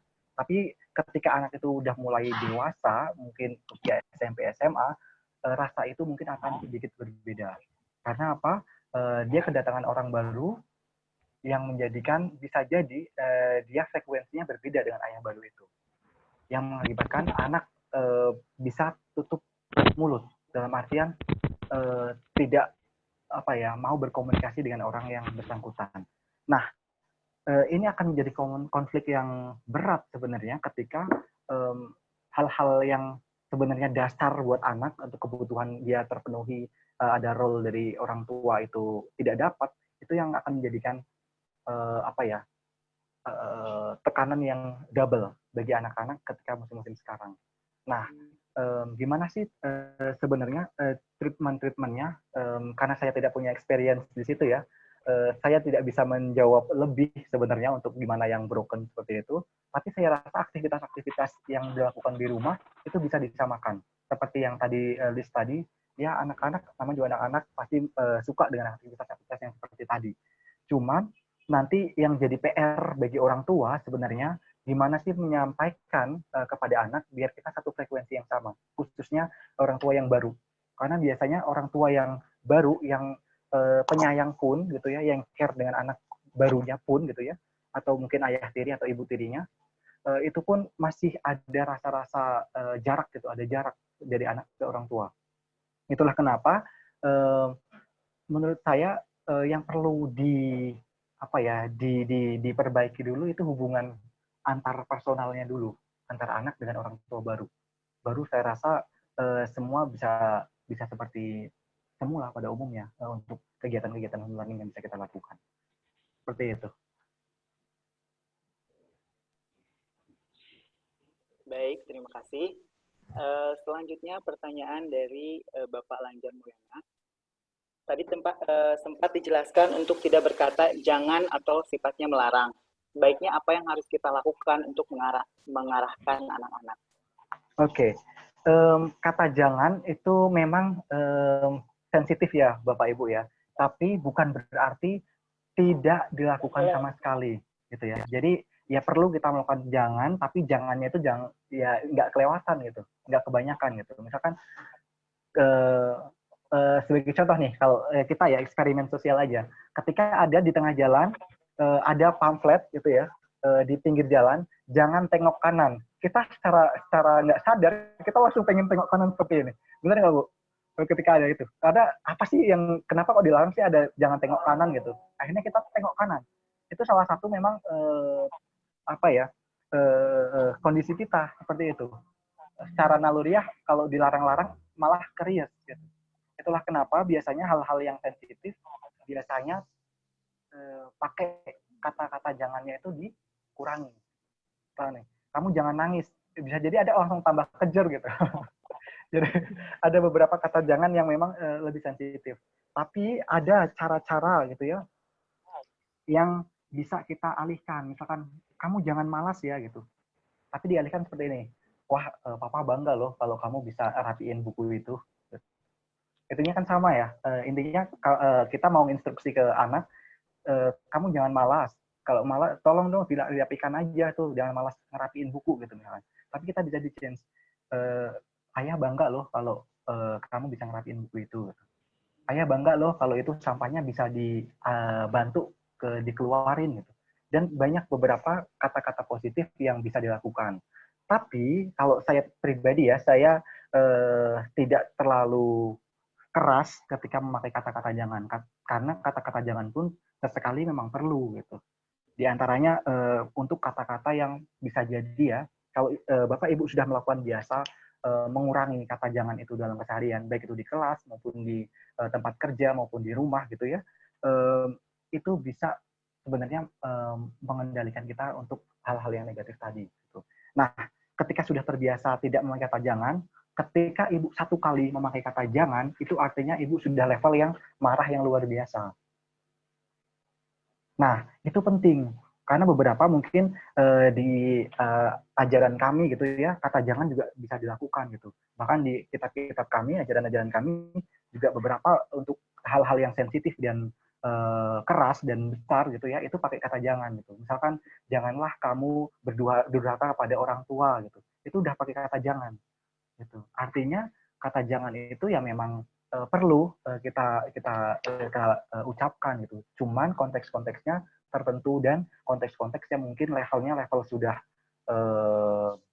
yang sudah perlu dikatakan untuk tolong dong jangan kayak gitu intinya. Tapi untuk hal yang sepele gitu ya, misalkan ayah bangga loh kalau kamu bisa bantu nyapuin mama itu, coba gitu. Itu akan lebih anak juga rasa appreciate, anak juga akan termotivasi, oh ternyata hal-hal yang seperti ini loh yang membuat orang tua saya suka gitu. Seperti itu sih simpelnya. Baik, ini ada saran dari Bapak Regi Prianto untuk kontrol gadget. Katanya untuk kontrol gadget anak kita bisa menggunakan Family Link di Play Store. Aplikasi ini dapat digunakan di Apple and Android. Bisa kontrol limit semua aplikasi di HP anak. Bahkan bisa atur web apa saja yang dapat diakses oleh anak. Jadi ortu selayaknya admin di sistem HP anak. Jadi mungkin buat ibu bapak juga bisa mencobanya di Family Link untuk kontrol gadget anak-anak kita apabila misalkan anak-anak kita terlalu sering bermain game ya. Seperti itu. Terima kasih Bapak Regi Prianto atas sarannya. Iya, kenapa Ibu? Terima kasih Pak. Silakan. Ibu Ade, silakan. Assalamualaikum warahmatullahi wabarakatuh. Ya, saya Waalaikumsalam warahmatullahi wabarakatuh. Saya kebetulan anaknya 2 di pribadi, kelas 8B sama 7B. Saya sih ada sedikit pertanyaan, tapi mungkin di belakang. Saya cuma mau merangkum aja apa yang Pak Ibai bilang. Cuman ini ada beberapa yang memang saya lakukan. Tapi saya nggak tahu ya apa sudah dijelaskan ya. Cuman tadi masuk agak telat. Pernah nggak sih para orang tua sekarang bertanya kepada anaknya 5 hal yang anak sukai dari ayahnya atau dari ibunya, dan 5 hal yang tidak disukai. Misalnya, kalau saya nanya sama Raska itu adalah kebetulan anak muridnya Pak Imat, Raska itu paling nggak suka kalau dia pulang sekolah, saya tidak ada di rumah. Kenapa? Karena ketika dia pulang ke rumah, itu adalah waktunya dia bercerita dari mulai dia masuk ke gerbang sekolah sampai dia pulang. Mulai dari gurunya lah, pelajarannya lah, teman-temannya, kejadian, bla bla bla. Nah, itu saya dengarkan, maksudnya saya dengarkan, dan memang ketika anak-anak pulang itu saya memang sudah nggak pegang handphone. Jadi waktunya mereka untuk cerita. Kebetulan di sini anak saya 3, dan saya punya 3 keponakan yang selalu pulang ke rumah saya, yang lucu saya punya anak 3 rasa 6. Dan 6-6-nya itu cerita ke saya dengan 6 sekolah yang berbeda. Nah, kadang saya kasih ini nomor antrian untuk cerita. Oke. Itu yang saya lakukan, dan mulai dari anak saya sekolah, itu suami saya itu punya hari ngedate berdua saja. Jadi misalnya minggu ini dia ngedate sama anak yang pertama, terus ngedate sama anak yang kedua, tanpa kakak dan adiknya ya, tanpa saya, hanya berdua saja. Mereka lakukan apapun. Jadi kadang saya nggak tahu juga apa, karena tiap keluarga punya anak yang berbeda-beda. Misalnya Raska, anak yang nomor 2 itu akan jauh lebih bisa ngomong apapun kepada suami saya. Kalau ke saya tuh dia lebih kayak menjaga perasaan saya. Beda sekali dengan anak saya nomor 1. Anak nomor 1 itu bisa ngomong apa saja sama saya, tapi kalau sama suami saya tuh dia kayak lebih jaim. Tapi ketika dia ngedate sama papahnya, dia bisa semuanya itu dikeluarin. Mungkin itu caranya suami saya untuk mengetahui apa sih yang anak-anak saya rasakan, perlukan tanpa melalui saya. Kadang-kadang kan bahasa ibu itu kan kadang-kadang dengan kesibukan tingkat dewa ya Pak ya, walaupun yang di rumah dan kerja itu kan kadang-kadang mengutarakannya kan suka pakai bahasa halus sih Pak. Kurang lebih seperti itu yang saya lakukan. Terus soal kebosanan, ini baru kejadian nih. Minggu lalu Raska itu yang muridnya Pak Iqbal itu 1 minggu nggak sekolah sama sekali, nggak online. Beneran-bener nggak online. Saya tanya sama dia kenapa, dia bosan. Bosannya dia setelah saya tanya-tanya, dia tuh kayak bosan, apa ya, bosan tidak berinteraksi dengan teman-temannya secara langsung gurunya, karena itu kan kebutuhan fitrah ya, menurut saya.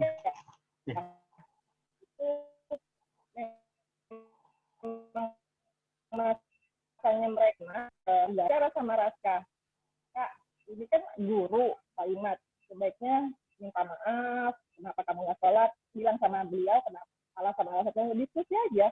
Jadi kita tidak, kalau saya selalu menanamkan ke anak-anak saya bahwa guru itu juga harus dimuliakan, wajib dimuliakan. Mau guru apa saja, mau guru ngaji kek, guru apa kek, intinya kalau guru itu harus dimuliakan. Nah, Raska tuh akhirnya setelah 1 minggu ini mulai lagi tuh dia nggak bosan itu, kayak seperti kurang lebih kayak gitu. Terus kalau saya itu ke anak-anak, siapa sih yang nggak pengen anak yang jadi pintar, apa sih namanya, berprestasi gitu. Cuman kadang, ini mohon maaf lahir batin, tidak mengujar semuanya, ini balik ke diri saya yang mungkin saya tipikal tradisional ya orang tuanya. Saya itu bukan tipikal yang anaknya tuh kepengen banget pintar, tapi saya lupa ngajarin adabnya dia dan akhlaknya dia kepada orang tua yang lebih tua, teman-temannya gitu. Kadang-kadang saya menegur mereka kalau mereka melakukan, maksudnya apa sih yang kita peroleh dari orang tua kita zaman dahulu. Benar kata Pak Ayu Dedi. Kadang-kadang kalau WA, Pak tolong baca gitu. Saya pernah baca itu, tapi alhamdulillah bukan anak saya, temennya anak saya baca. Jadi teman kamu ngobrol nggak bilang itu. Cuman balik lagi ya, inilah zaman yang terus yang harus kita sama-sama dampingin anak-anak kita.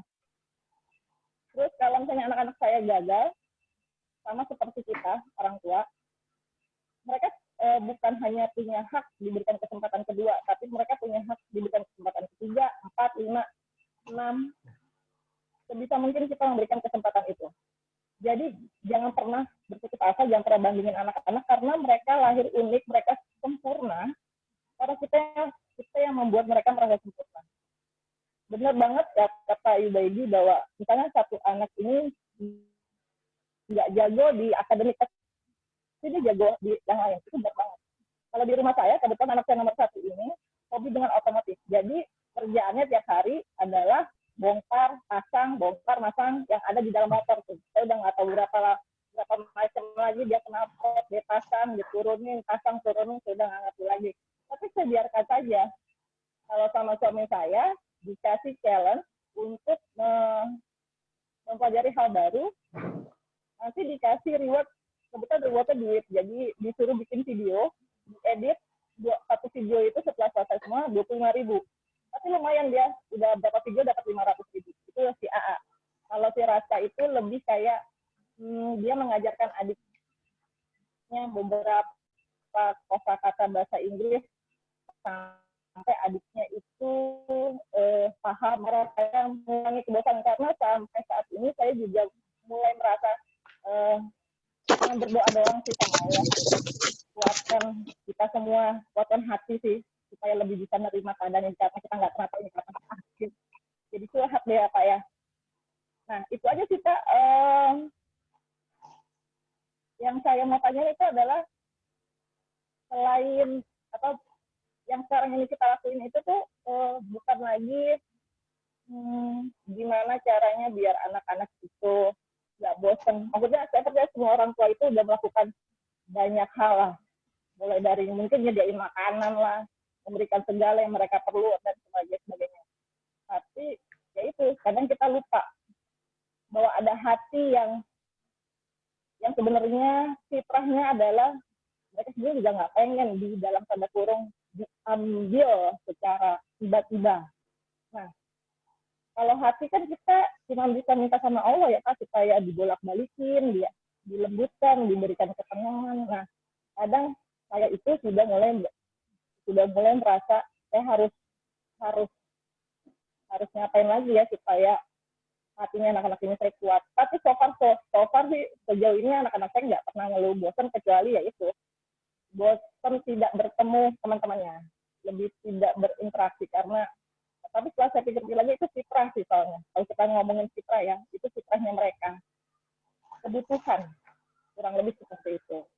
Makasih Pak Imad udah sering kontrol Raska, Pak Habib, UAA gitu. Soalnya kadang-kadang saya memang balik lagi soal handphone yang tadi itu benar banget. Kalau di sini memang kebetulan Raffi nggak suka main game, yaitu ngotak-ngatik itu. Kalau Raska nggak suka main game, tapi kayak lebih main PS, tapi dia kalau nggak ada temennya, dia nggak main. Jadi dia lebih suka kayak bikin apa gitu. Jadi kertas satu ring itu dia bisa bikin bentuk-bentuk apa, saya biarin aja lah. Kalau rumah berantakan ya sudah Pak, diterima saja takdirnya gitu Pak.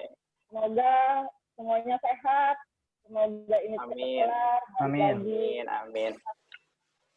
Dan semoga Allah menguatkan kita semua, menguatkan kita menerima keadaan ini, nggak nyerah sama bosan. Gitu aja Pak. Assalamualaikum warahmatullahi wabarakatuh. Waalaikumsalam warahmatullahi wabarakatuh. Baik, terima kasih Ibu Ade atas ini juga inspirasi dari Ibu Ade ya, banyak sekali ternyata solusi untuk kejenuhan ini. Terima kasih Ibu Ade, dan sekaligus Ibu Ade untuk menjadi penanya yang terakhir ya Bapak, soalnya juga waktunya sudah sedikit lagi. Ya, silakan Bapak untuk menjawab pertanyaan yang terakhir dari Ibu Ade. Terima kasih Pak Imad. Sebenarnya pertanyaan dari Bu Ade ini nggak perlu dijawab karena beliau sudah melakukan dengan baik gitu loh. Malah saya terinspirasi banyak sama Bu Ade gitu. Yang pertama, ketika gaya pengasuhan yang diterapkan Bu Ade bersama suami itu keren sekali gitu. Kekompakannya lihat ya, bahkan ada dating tersendiri nih dari ayahnya gitu. Jadi ini inspirasi, jangan-jangan research yang mengungkapkan tentang father involvement itu salah satu respondennya suaminya Bu Ade, jangan-jangan. Karena tren father involvement di kita itu naiknya luar biasa bagus gitu. Jadi gaya-gaya ayah-ayah sekarang gitu ya, pengasuhannya itu luar biasa, dan itu sebagai salah satu kunci sukses untuk menggali informasi dari anak-anak kita. Apa sih sebenarnya masalah anak kita itu? Apa yang sedang dihadapi itu? Kalau apalagi nih Bu Ade nggak cuma 3 anaknya, katanya nambah 6 gitu ya, sama teman-temannya gitu ya. Teman-temannya ikut curcol gitu sama Bu Ade. Itu artinya Bu Ade itu lebih terbuka dan nyaman sebagai tempat cerita anak-anak, dan itu sebagai kunci sebenarnya untuk bisa identifikasi. Dan saya rasa ketika ibu bisa menjaga privasi dia, dalam artian ketika dia cerita kita tidak umbar ke orang lain gitu, dan anak itu merasa trust, itu sebagai kunci. Nanti ketika ada masalah apapun, Bu Ade bisa jadi salah satu kuncinya untuk menggali permasalahan anak-anak itu. Dan itu mohon untuk dijaga trust-nya anak kepada ibu gitu. Nah, saya rasa ibu orangnya welcome sekali gitu, sampai anak-anak 6 gitu ya, inspiratif sekali. Terus ibu juga sudah melakukan hal-hal yang luar biasa, diantaranya gimana sih mengedepankan adab gitu ya, dibanding ilmu gitu ya. Tapi sebenarnya dua-duanya penting gitu ya. Tapi adab tidak kalah penting gitu. Jadi dua-duanya harus berjalan dengan beriringan buat anak-anak kita ke depan. Berikutnya juga Bu Ade ini salah satu orang-orang yang sepertinya cocok juga jadi motivator ya. Karena selalu memberikan kesempatan kedua, nggak cuma kedua gitu ya, ketiga, keempat gitu ya, ketika anak-anak melakukan beberapa, mungkin nyaman juga anak-anak gitu ya. Kalau nggak salah berarti bukan anak-anak lagi, itu sudah bukan manusia bahkan gitu ya, levelnya udah beda kalau bukan salah gitu. Jadi namanya manusia tempat salah gitu, apalagi anak-anak, dia sedang trial, dia sedang coba-coba hal-hal yang menurut dia itu menarik, hal-hal yang menurut dia itu menantang, hal-hal yang tidak pernah dia lakukan sebelumnya. Di antaranya dengan texting seperti tadi, itu juga itu salah satu trialnya anak-anak. Misalkan nih, oh kalau bu guru saya teks seperti ini, SMS seperti ini, dia responnya bagaimana? Itu sebenarnya sedang trial sih. Nah, tugas kita memang sedikit meluruskan, walaupun tidak secara strict ya, untuk meluruskan anak-anak yang seperti itu. Kalau memang kita tidak meluruskan, ya nanti akan sebagai penerimaan itu kayak apa ya, agreement. Oh, kalau saya ngasih ini nggak ada respon, berarti itu dibolehkan. Itu anak akan mempunyai cara berpikir yang seperti itu diantaranya. Jadi sebaiknya memang kita tidak ada salahnya untuk sedikit meluruskan apa yang kesalahan-kesalahan yang anak kita lakukan. Berikutnya juga treatment tentang anak ibu ya yang suka bongkar pasang dan sebagainya, itu juga seru. Itu salah satu aktivitas untuk menghilangkan kejenuhan Bu selama home learning ini. Cuman saya bahagia ternyata anak ibu bisa bongkar pasang. Soalnya banyak anak-anak yang cuma bongkar aja nggak bisa pasang gitu Bu. Jadi hanya bongkar semuanya rusak nggak bisa pasang. Dia, gitu. Kebetulan dia belajar otodidak itu, Raffi. Saya juga sama-sama suka dinding itu bisa bongkarkan. Ada 1-2 orang itu yang sempat minta tolong dia ngapain motornya, dan dia dibayar walaupun dia nggak mau, nggak bisa dibayar. Oke, Ibu terkait itu reward yang diberikan anak, saya juga beberapa setuju ya, walaupun beberapa orang pakar lain juga mengatakan itu kurang bagus buat anak ketika kita memberikan reward berlebihan. Saya salah satu orang yang boleh membolehkan reward, di antaranya misalkan Ibu mungkin ada yang mencucikan, kalau cuci di luaran misalkan nih, cuci mobil, bayar berapa gitu kan. Sesekali kita ngasih kemandirian anak, misalkan nih, ya kita ngasih anak tuh insya Allah uang saku yang cukup gitu ya. Tapi terkadang kita anak-anak itu juga punya mau beli mainan baru dan pengen sesuatu yang baru tapi uangnya nggak cukup. Nah, orang tua sebenarnya bisa ngerem dari situ. Di antaranya yang dilakukan sama Bu Ade untuk ngasih reward, misalkan nih, kamu kalau mau sesuatu ya di antaranya kerja keras, tabunganmu sampai berapa, di antaranya misalkan kita kasih bayar ketika dia itu mobil cuci deh gitu misalkan, harganya berapa di luaran 50.000 misalkan atau berapa, kita kasih dengan rate harga di luaran, walaupun nanti hasilnya juga nggak maksimal, nggak bersih, nggak masalah Bu, itu namanya juga didikan buat anak-anak gitu ya. Itu sangat membantu anak-anak, walaupun ini juga banyak yang menentang sih sebenarnya, memperkerjakan anak dan sebagainya, tapi saya salah satunya untuk mendidik di antaranya seperti itu. Bahkan ada yang bilang itu nanti anak kita suka yang balas jasa dan sebagainya. Tapi di lain sisi kalau menurut saya itu membantu anak untuk bisa kerja keras, untuk bisa menghargai apa yang dia lakukan, terus harus kerja keras dan harus nggak dengan mudah ibunya ngasih gitu. Saya tahu kalau ibu misalkan sangat bisa, misalnya dia mau beli mainan berapa gitu ya, dia udah punya tabungan berapa, dia kurang berapa gitu ya. Nah, kurangnya itu diantaranya lewat hal-hal yang seperti itu, cuci mobil mungkin, atau mungkin hal-hal lain yang kita pakai rate pasar di luar gitu ya harganya. Terus tapi Bu, ada kata-kata yang mungkin ini agak perlu digarisbawahi, tidak, misalkan kurangnya sampai 5 juta misalnya, atau 1 juta, dia pengen ganti komputer yang baru, misalkan laptop yang baru. Kan nggak mungkin ya dia akan bekerja selama sebulan gitu di rumah kita gitu. Tapi seenggaknya ada support dari orang tua, kayak taruhan gitu ya. Orang tua tetap ada support, tapi tidak penuh. Dengan niatan kita untuk mandirian. Anak saya nomor 2 itu beli PS4 itu pakai uang jajannya sendiri tuh. Ya. Dan dia nabung dari kelas 6 SD. Itu bagus Bu. Jadi memang mungkin kita sedikit memang agak nggak tega, tapi beberapa itu bisa kita lakukan walaupun nggak sekeras itu terus gitu ya. Kita ya seperti tadi kata kuncinya tarik ulur gitu. Ketika kita kelihatannya kok udah terlalu keras dengan anak kita, tegas maaf ya, kita bisa melunakkan sedikit. Ketika sudah terlalu lunak, kita mungkin yuk kita nabung dulu, jangan semuanya langsung beli gitu ya. Jadi bisa kontrol diri yang bagus. Gitu. Berikutnya juga sudah semua ya Bu ya. Di antaranya itu maaf tadi yang terkait anak-anak memang kita fitrahnya bersosialisasi Bu. Ketemu tatap muka pakai layar itu nggak cukup. Kita bisa mungkin shaking hand, bersalaman gitu ya sama teman-teman karib kita, teman-teman ngobrol kita, curhat, walaupun kita by telepon itu akan berbeda rasanya. Sama ketika anak-anak yang biasa ada di kelas, riuhnya kelas bareng-bareng rasanya, dan sebagainya, kok tiba-tiba selama 7 minggu benar-benar nggak ada kesempatan sama sekali. Itu ya wajar kalau kangen Pak Imat gitu ya. Jadi pengen ketemu Pak Imat langsung gitu ya. Ya itu sebuah kewajaran sebenarnya kalau dia mengalami kejenuhan.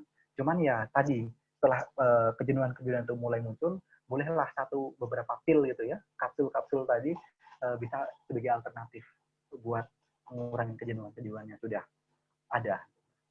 Ya, terima kasih Pak. Ya, baik, terima kasih Bapak Yubedi Siron. Tadi pertanyaan terakhir dari Ibu Ade sudah dijawab tuntas oleh Bapak Yubedi Siron.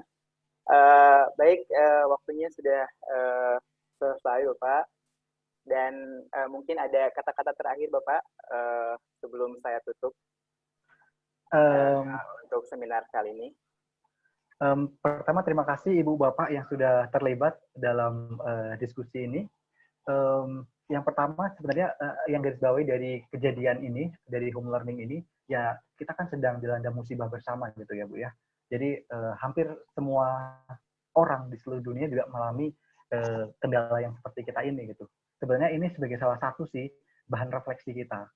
Yang kita dulu berdoa kapan ya saya punya waktu libur, ini sekarang dikasih waktu libur yang sangat panjang gitu ya. Jadi itu Tuhan itu udah ngasih gitu doa-doa ibu semua gitu ya. Ketika ibu sekarang dikasih libur, ibu yang kapan ya bisa normal lagi gitu ya. Terus intinya ini sebagai bahan refleksi kita bahwa setiap ada kesulitan pasti nanti akan ada kemudahan setelah ini gitu. Jadi masa-masa sulit ini, kondisi-kondisi yang kita serba susah seperti ini, saya rasa ini juga akan segera berakhir, nanti akan berakhir gitu. Jadi pertama, karena saya dari perspektif perkembangan anak gitu ya Bapak, ya, jadi saya mungkin menggarisbawahi di perkembangan anak itu. Karena anak itu adalah investasi kita, masa depan bangsa ini gitu ya, masa depan dunia gitu. Jadi ketika kita bisa menstimulasi anak kita dengan baik gitu ya, pasti ganjaran itu akan dapat ke kita.